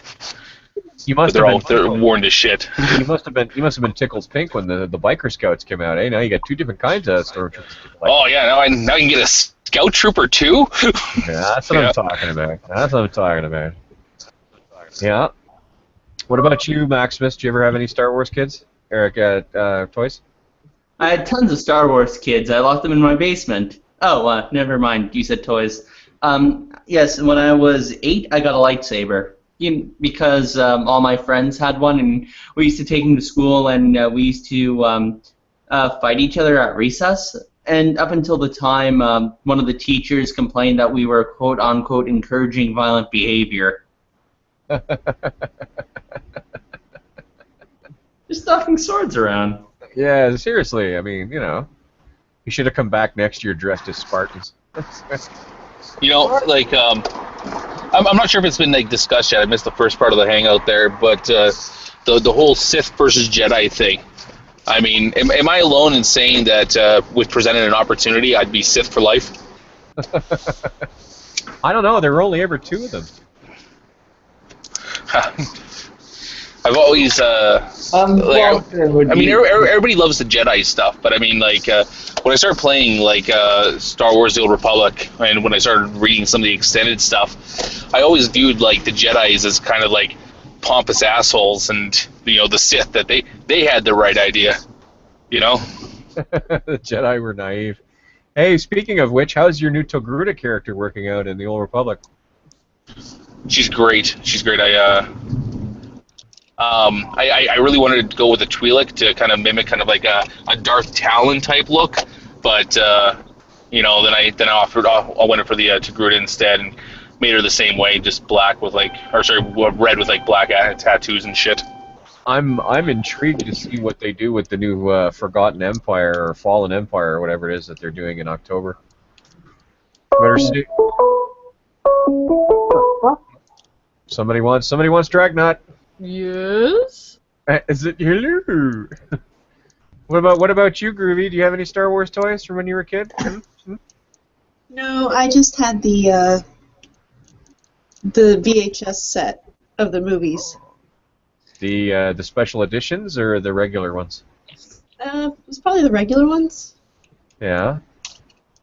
Well, that's cool. And my brother and I would watch them all the time. I lost count. Yeah. Watch them till the tape snapped. Pretty much, yeah. Here we go. Well, what's not to love? That's what I say. And Deidre, did you have Star Wars toys when you were a little girl?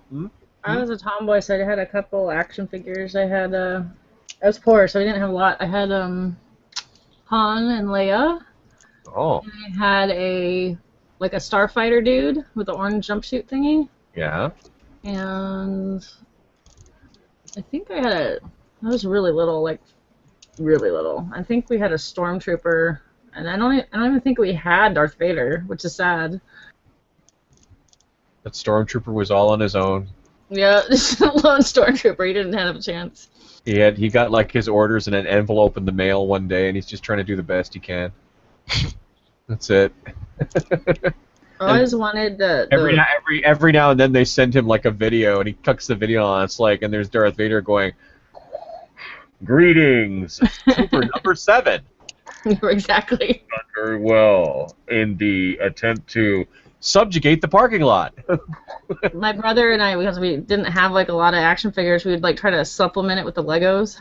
Yeah. And we're okay, so Lego Stormtroopers have a flying scene now. The Lego Stormtroopers look even worse than. Actually, that's not uncommon. I mean, when I collected my GI Joes, I used a lot of my old Lego to help them out. That's actually what I did with my Star Wars stuff. It was always my Star Wars characters versus my GI Joes.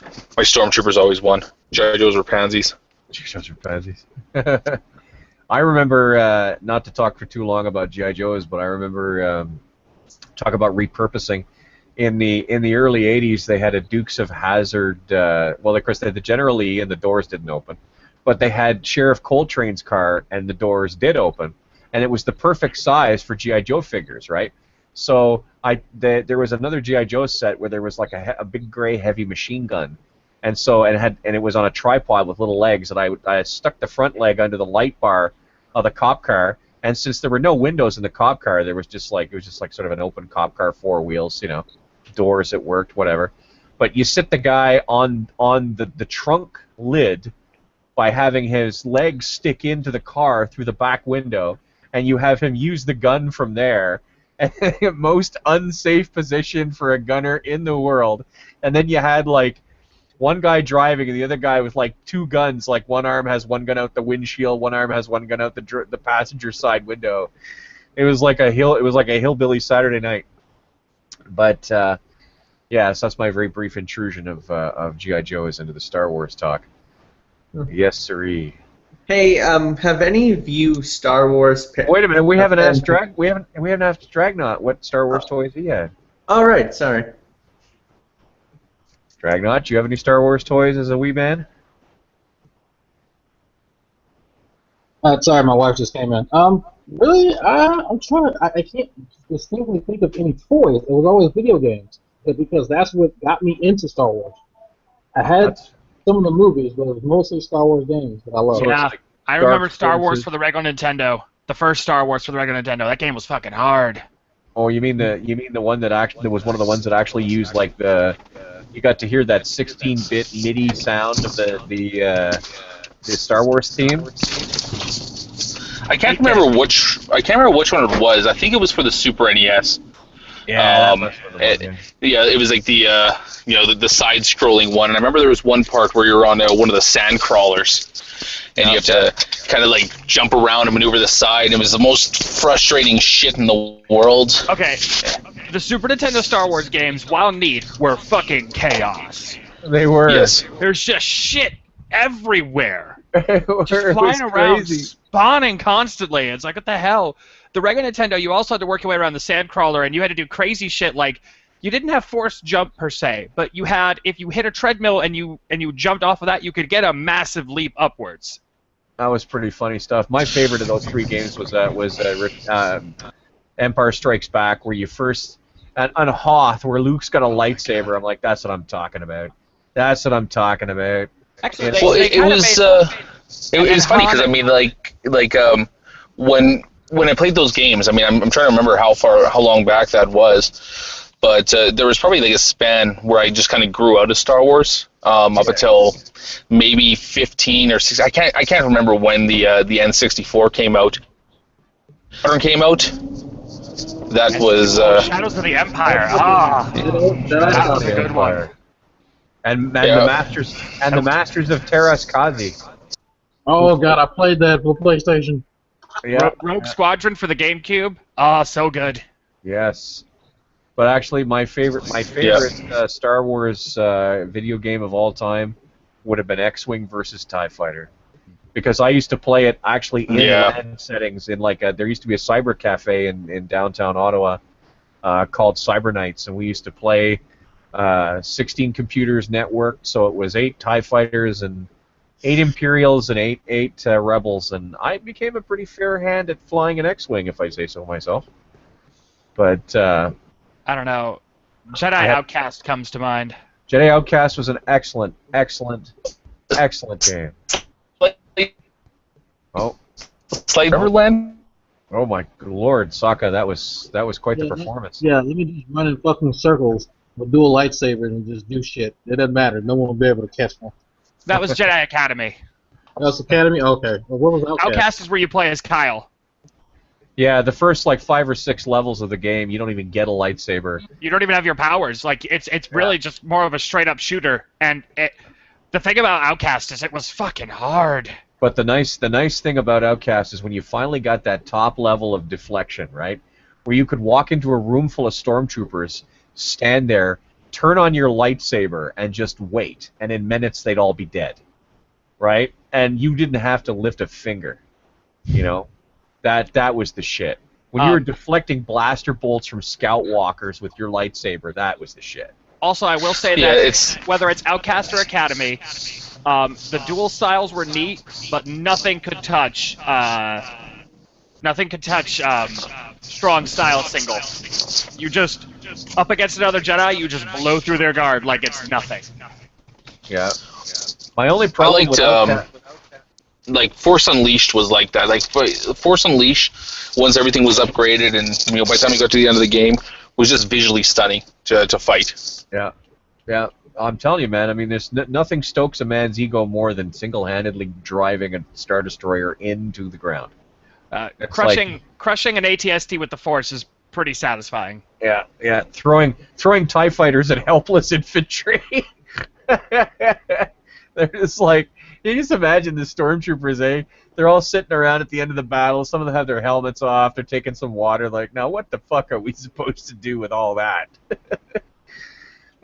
Oh shit, Vader's coming. Stand up.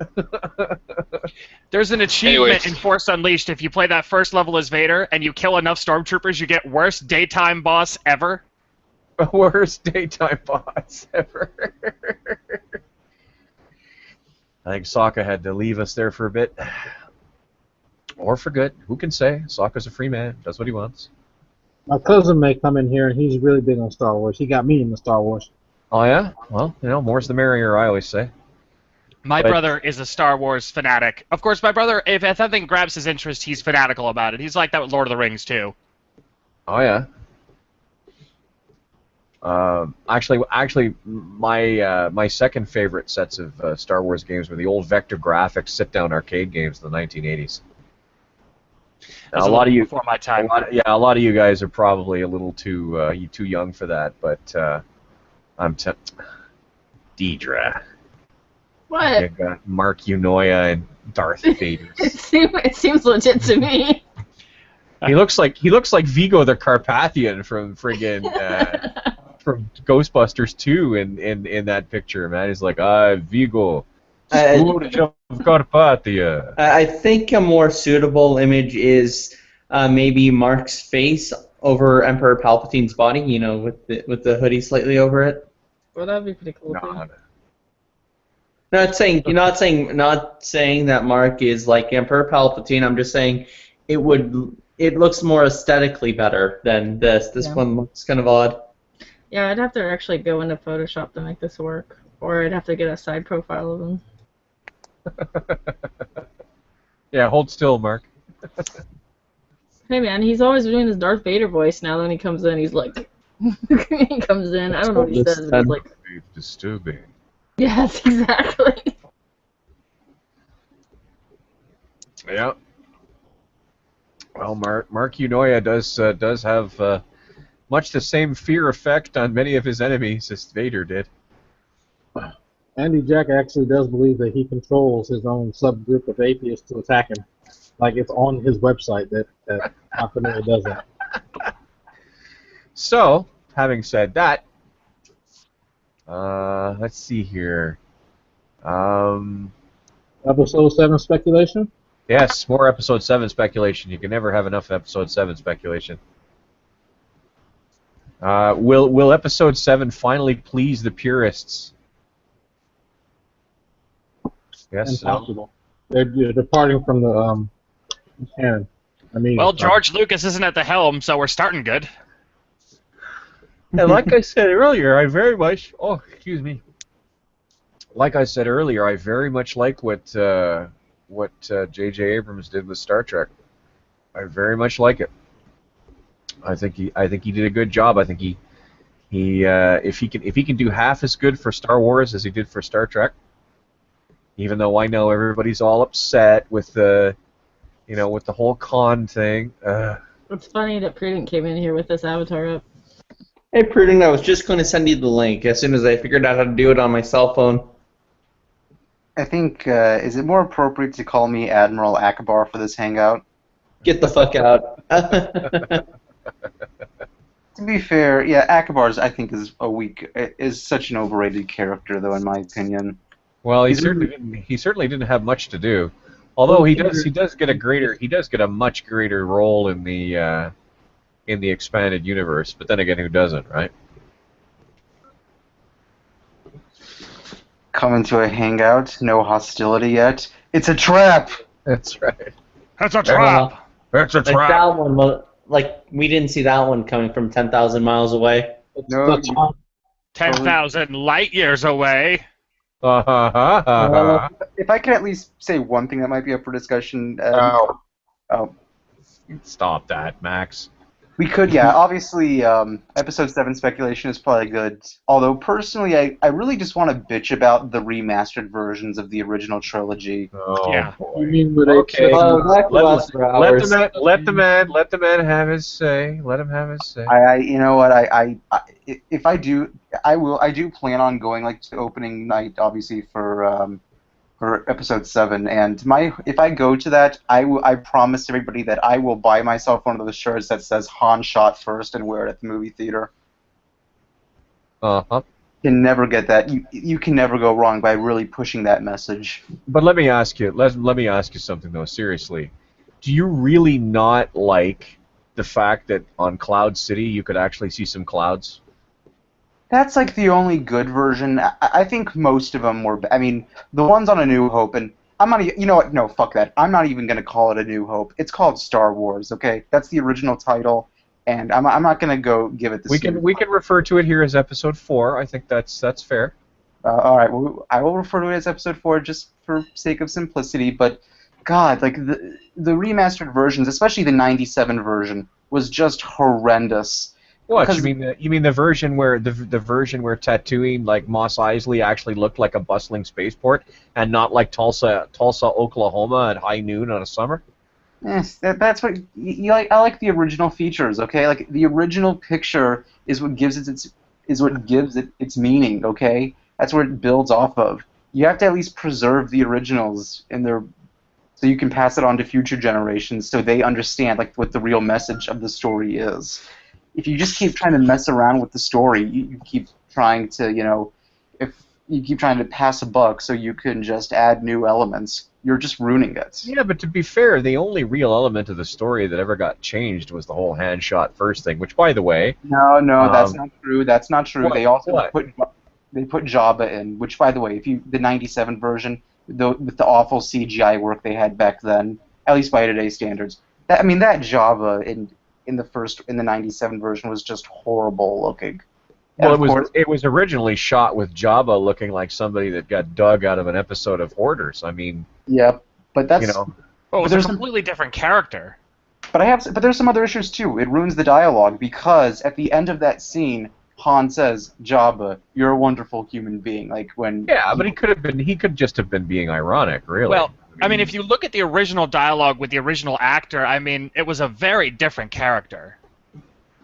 Yeah, I understand. I understand that, and you do make a point. But I mean, for instance, we got to see what the Wampa looked like. We got to see Mos Eisley as a bustling trading concern, and that didn't affect the story. If anything, that would accentuate why the Empire would actually have a presence on a planet that otherwise, in a city, because. That was the one thing about Episode 4. If you look at it in the original, it's like, why the hell would the Empire put troops here? I mean, yeah, I understand they're looking for droids, but these troops that they've got here, I mean, they're sand troopers that were actually there. They didn't show up from the Star Destroyer. They were too fucking dirty for that, right? Yeah. I mean, it's like, could you imagine, like, the minute they step out of the dropship, they're rolling around in the sand so they can look authentic. I mean, so these guys were there as part of a garrison. Why would they put a garrison in a place that looked like a jerkwater? It just doesn't make any sense to me. Whereas with the remake versions, where it was bigger, there was more going on, it was a vaster concern. I mean, to me, that makes more sense. But it's also a CGI mess. I mean, I'd rather have it the original than just like even as a CGI fest, it just failed miserably to really captivate. Well. I don't know. I guess it could be differing opinions. I mean, I'm okay with that. I mean, it's all love here, I guess. But here's the other issue, though. Like the main issue I have with introducing Jabba in Episode 4 it ruins the surprise that you get from him in episode 6. Because if you were one of, I mean, I wasn't around at that time. Like, if you're one of the lucky people who saw the originals in theaters in the 70s and 80s. I did.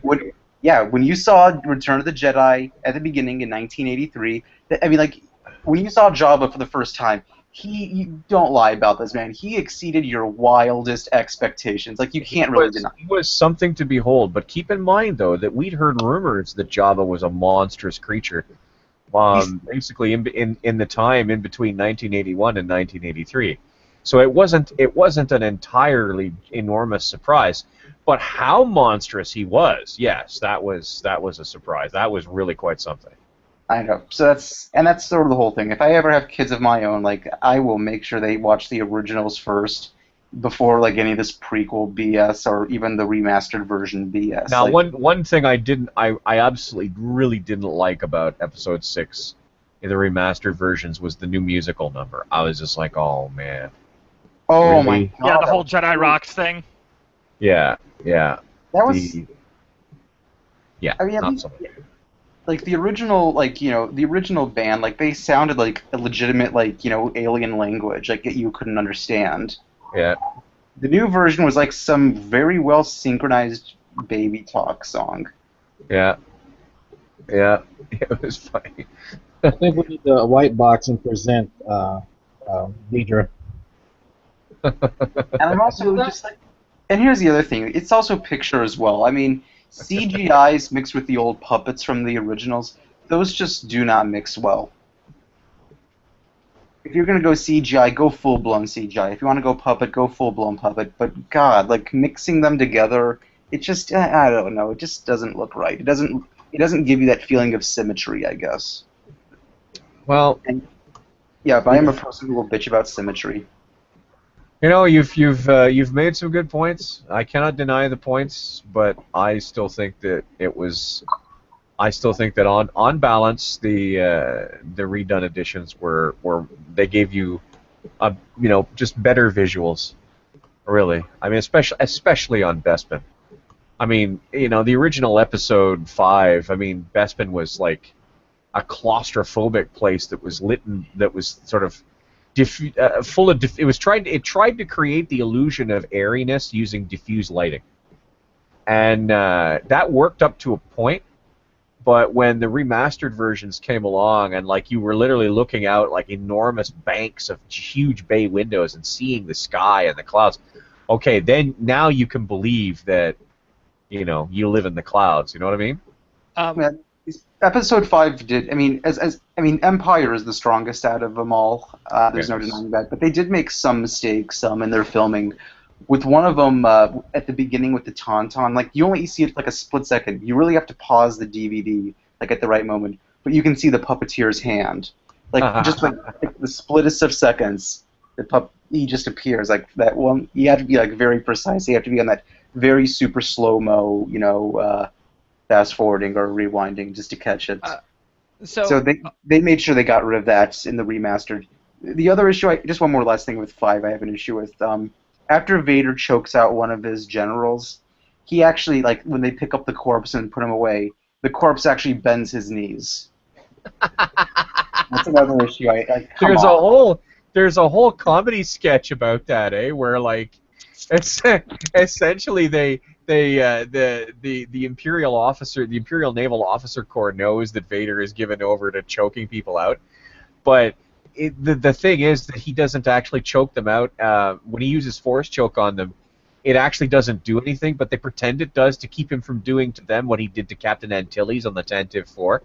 So they have this whole elaborate rigmarole that goes like they fall down and then they're dragged away and they're stood up and they're given a fake beard. They're told to water.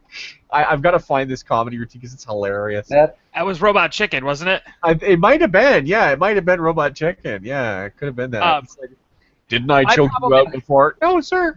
My problem in Episode 5 was that in one of the remastered, they decided to add in that Luke screamed as he fell when he sort of dropped off the thing at the end of the fight.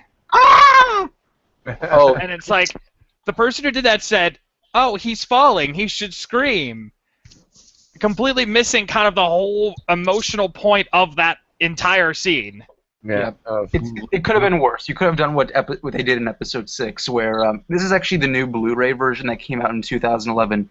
Vader, after he sees, the Emperor shocking his son, about to shock his son to death, he yells, "No, no," and then picks him up and throws him off the ledge. Actually, I remember that because Lucasfilms actually came out with a press statement like, "No, we did that."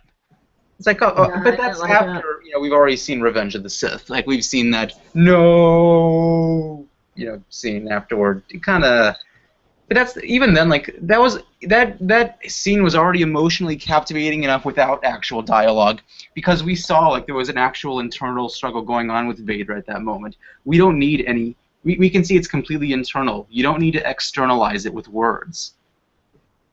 They could have just had him completely destroy everything in the room with not necessarily a forced push, but just have him try to, regain, I guess, test how powerful he was in that moment, and then come to the realization that he's been stunted, and then have that push him just a little bit more.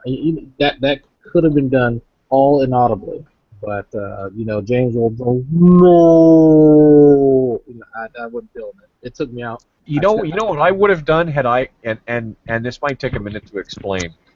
I would have had the prosthetics that were put on him specifically to keep him alive be separate from some of the external costume that he was wearing, so that he could do more emoting and more physical acting. In sort of like he first wakes up. Right? He's not strapped to a table or anything. He gets up, and he looks around, and you can still see his eyes, right? They're damaged, but you can still see them. And he's looking around, and through that vocoder and that breath piece, he's asking Palpatine what happened. And this is where he could sort of discover that, he was not as strong, he's not as strong as he used to be, and that you could see the look in his eyes and stuff, and then the droids would say, Lord Vader, we're not finished. We have more to do, and then he would be sealed with his own. You could just see him sealed with his own pain inside of the outfit. That's the way I would have done it. That could have actually been pretty clever, but. But he went from sort of crispy to Vader in 2 seconds, and I can understand why they did it. They didn't want to mess around, and it's really too bad that they kind of did it that way, but. We gotta live with it. That's what they did. You like your Vader sauteed? What's that? You like your Vader sauteed or fried? Yeah. Cajun style. I like my Vader Cajun style. That's what I like. I was doing some reading here, and there's something interesting that I was reading about. I just lost it. That the new Stormtrooper armor. It's not. They didn't remake it out of a need to say, hey, well, let's do this, and it's the new First Order.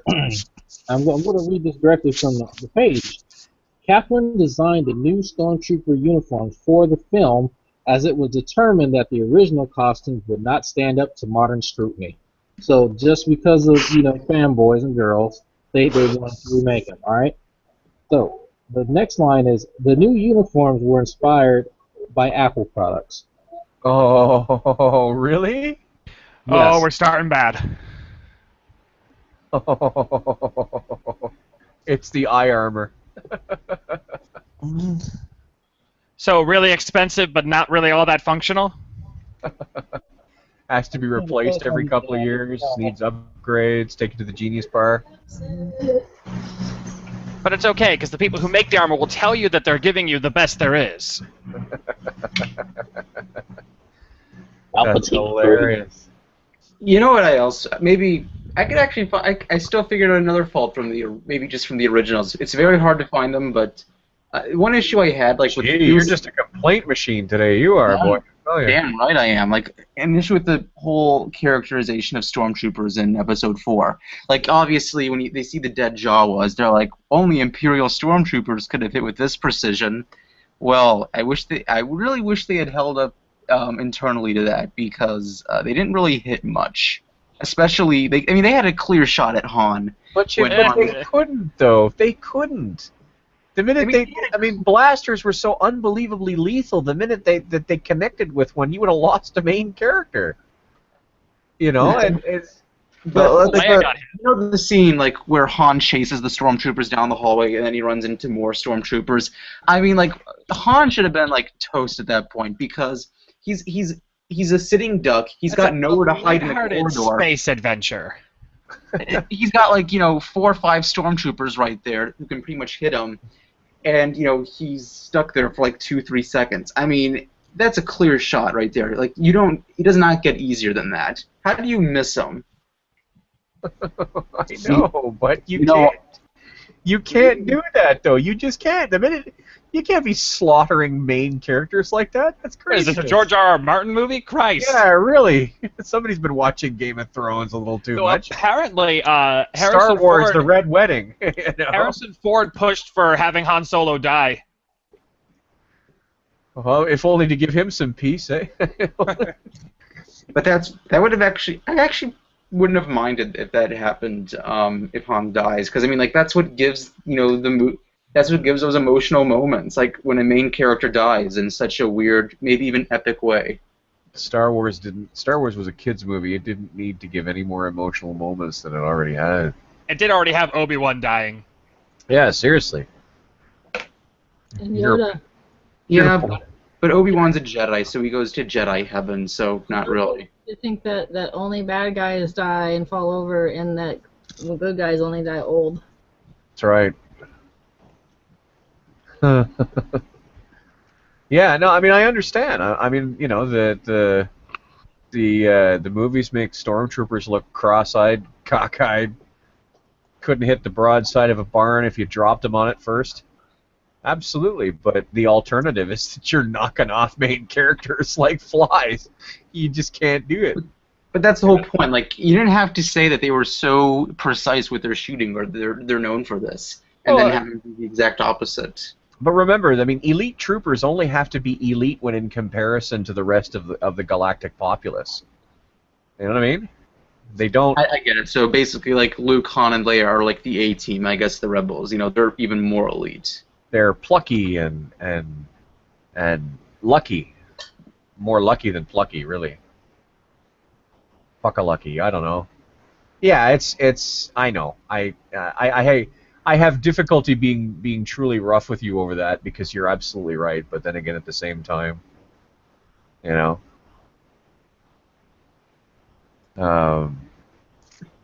what are you gonna do? If I could say one more critical thing about 4, maybe it's not Sure.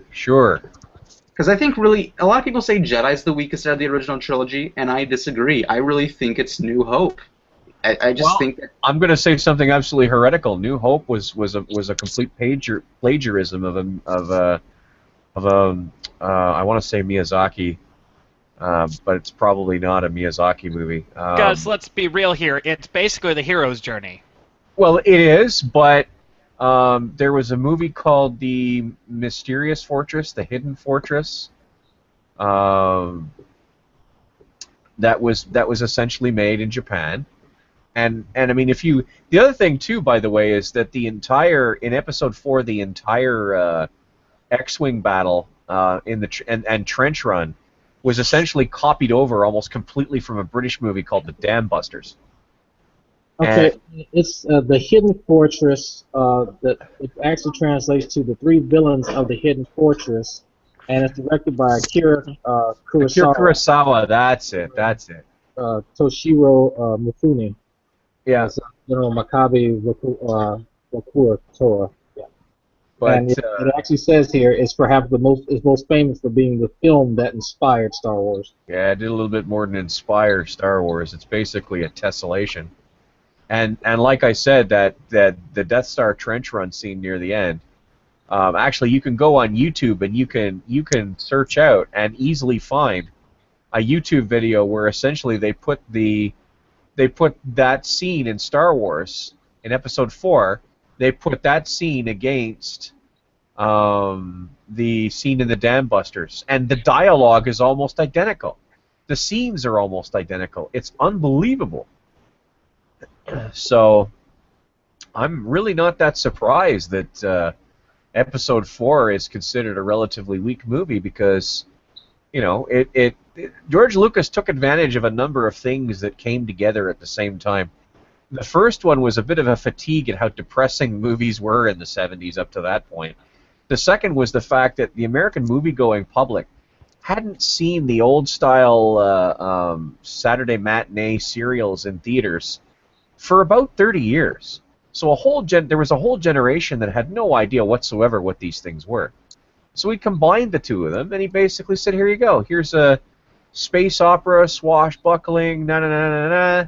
It's like, you know, Buck Rogers but with Lebanon costumes. Even those wipes that he did were like a throwback to those kind of movies. Oh, absolutely. Absolutely. You know, anybody who'd ever seen an episode of Matinee at the Bijou and watched, like, you know, Buck Rogers and the 23rd Century and all that other stuff, Flash Gordon and... Oh, Flash Gordon was the shit. I love that movie so much. That's what I'm talking about. That's what I'm talking about. Are you talking about the 1980s Flash? Yeah, the one with Queen doing the soundtrack. It was a good movie. I mean, it was cheesy as hell, but I mean, it was meant to be. You know, plus it was a really good soundtrack. So you can't go wrong with a really good soundtrack. I actually didn't watch it until last year. Remember the movie Ted, the one with the talking bear, directed by Seth MacFarlane? the one where they end up in a fight with the Flash Gordon.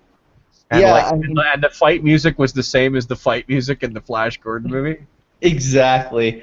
It was that encouraged me to look it up, and I was kind of enthralled with the concept on Wikipedia and in the movie. I mean, they said it's like if Tom Brady became an intergalactic superhero, and I'm like, fucking yeah, I'd love that idea. Me being a huge Patriots fan, so I downloaded the movie on the internet, and it was boss. It was hilarious. Tell me about it. It's hilarious. Oh, absolutely. Absolutely, it was hilarious. Totally hilarious. How am I going to defeat the aliens? I know. I'll throw a football at them. That's right. I'll play football with them.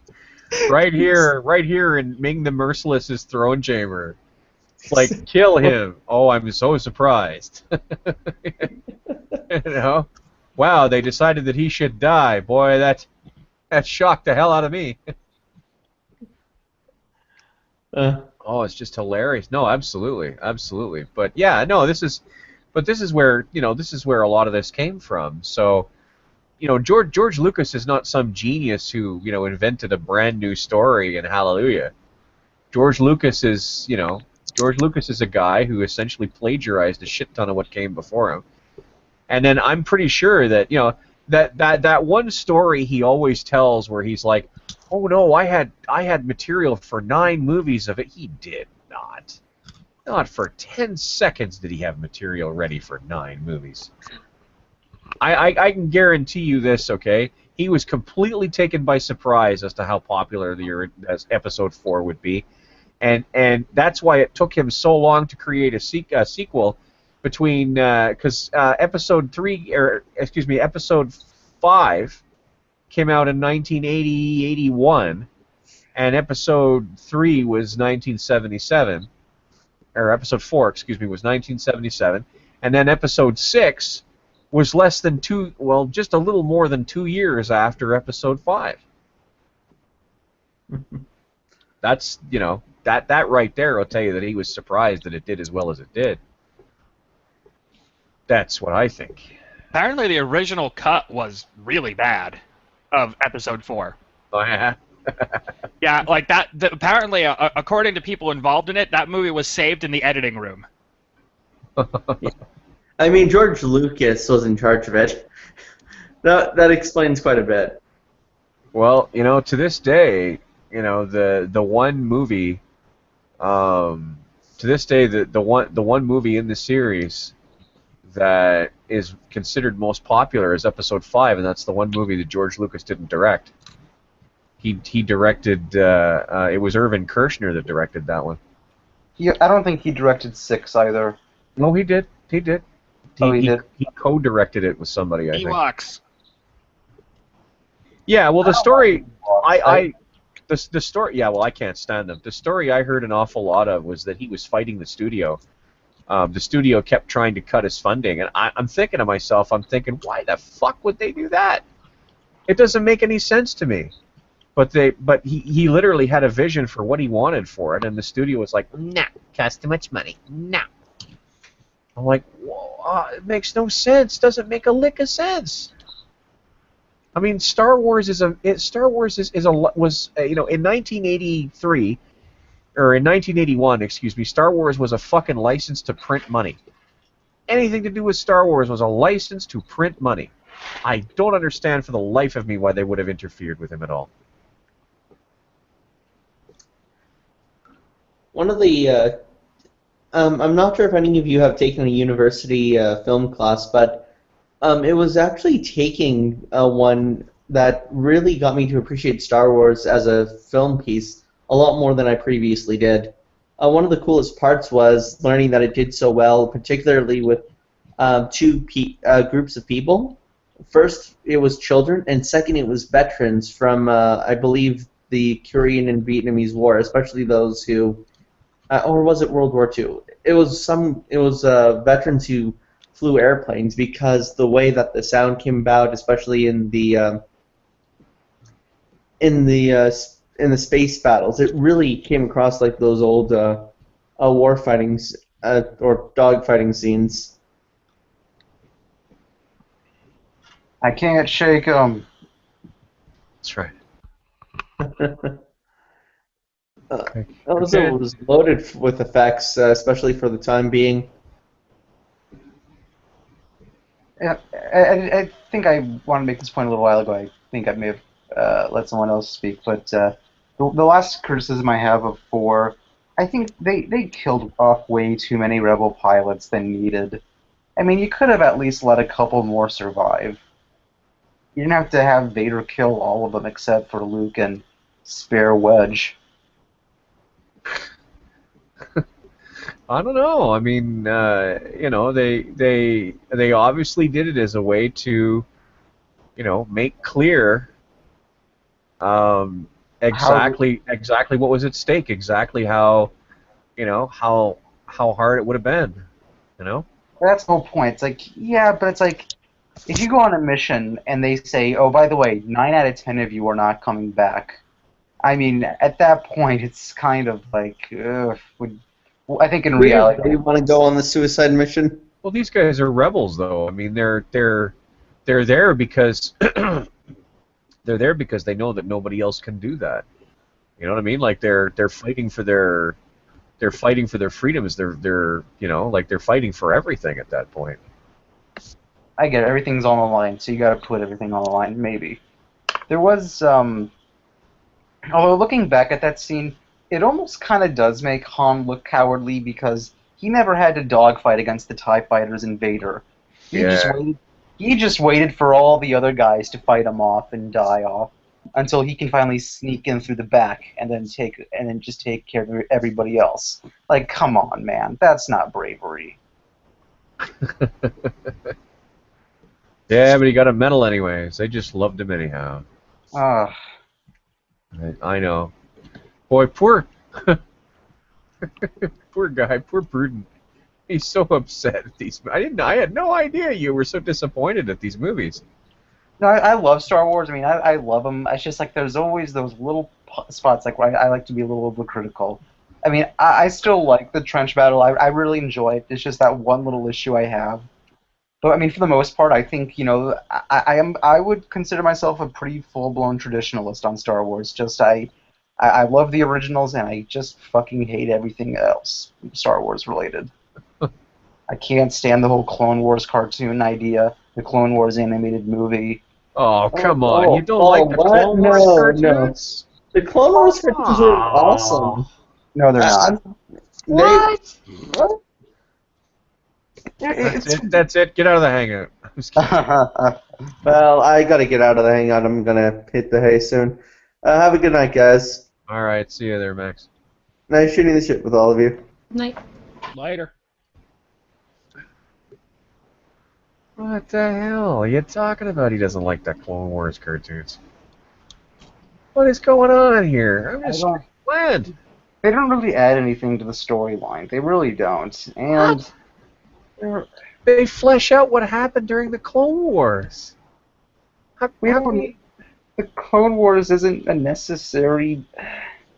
It's not a necessary part of the story. What do you mean? It's more Star Wars. More Star Wars is always good. What's wrong with you? Nah, I don't know. Not if it messes. Not if they just overdo it. I mean, how many?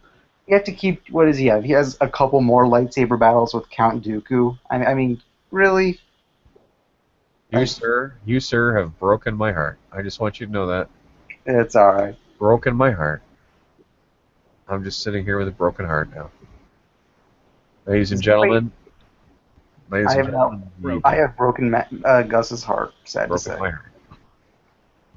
Oh dear, oh dear, oh dear. Maybe I can heal it. Do you want to bitch about Attack of the Clones? Just pull. I mean, I Looking swear. at some of the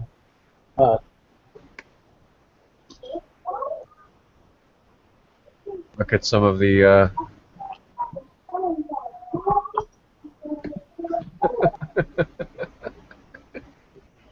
looking at some of the I'm lagging pretty bad.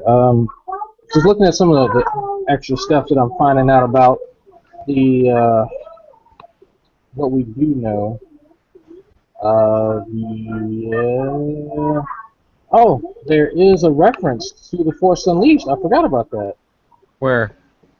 In the movie. The primary base, the primary headquarters for the First Order, the bad guys, is called the Starkiller Base. Oh. Hey, there's a nod, eh? There's a lovely nod. Good. Let's see, General Hux. I'm sorry, General what? General Hux. He is the general of the First Order. Yeah, so he's a general of Starkiller Base. Right. Good to know.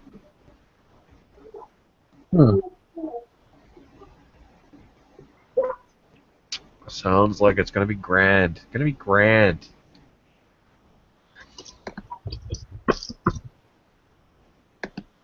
Even though, you know, Prudent is going to be hiding under the bed during the release. Prudent will be like, "Don't bother me with this stuff." Everybody will all be like, "Prudent, come out and see the movies." He'll be like, "Get away from me. The movies are a travesty." Well, no, I don't have a problem with movies. I have a problem with animated TV shows that they make out of it. That's Those don't have to necessarily be canon.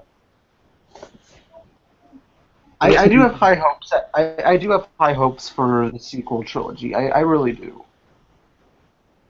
Well, they're not, we know that's not going to be canon, so we're not going to set ourselves up for failure. Just be within the Star Wars universe, and I mean, as long as they don't kill off Chewie, everything's fine.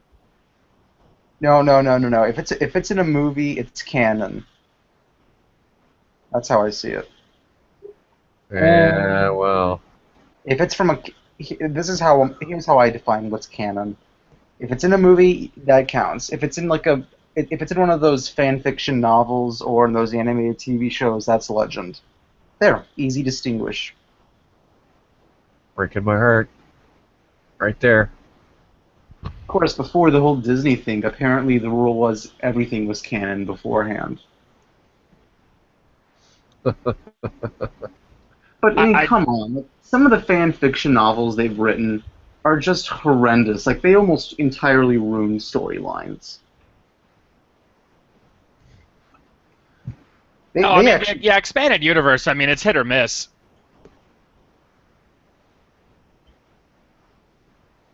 That is true. Some of it was really well done, and some of it was really not well done.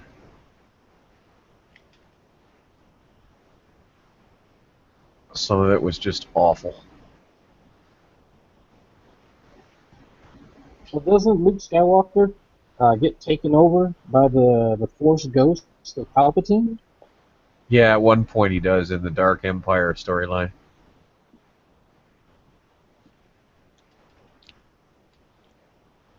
If you're not going that route, I can only speculate based on what little information we do have, and for what it sounds like, they're going to take the story, or part of the storyline from KOTOR 2, where Aten Rand, who is somewhat force sensitive, actually becomes like he's a part of the Empire, defects, and then he becomes fully force sensitive and starts training as a actual Jedi or whatever.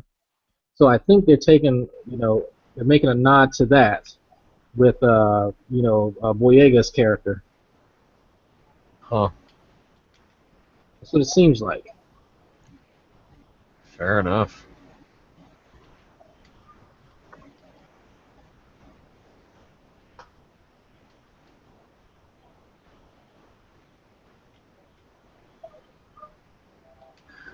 Well, I'm gonna go ahead and get out of here. Try to do some homework, but I'm done for the night. I'm gonna go on Hulu and watch The Hidden Fortress.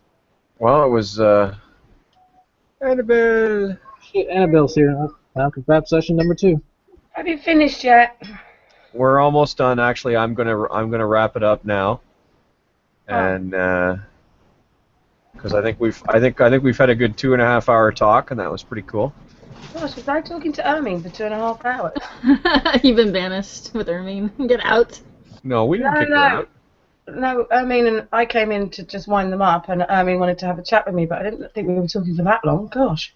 But we had it's been a lovely discussion. We'll have to do this again sometime, maybe in 6 months when there's more to talk about. Yeah, it's a good idea. 6 months. And other than that, was a grand old time, and we're done now. Oh boy. I'm glad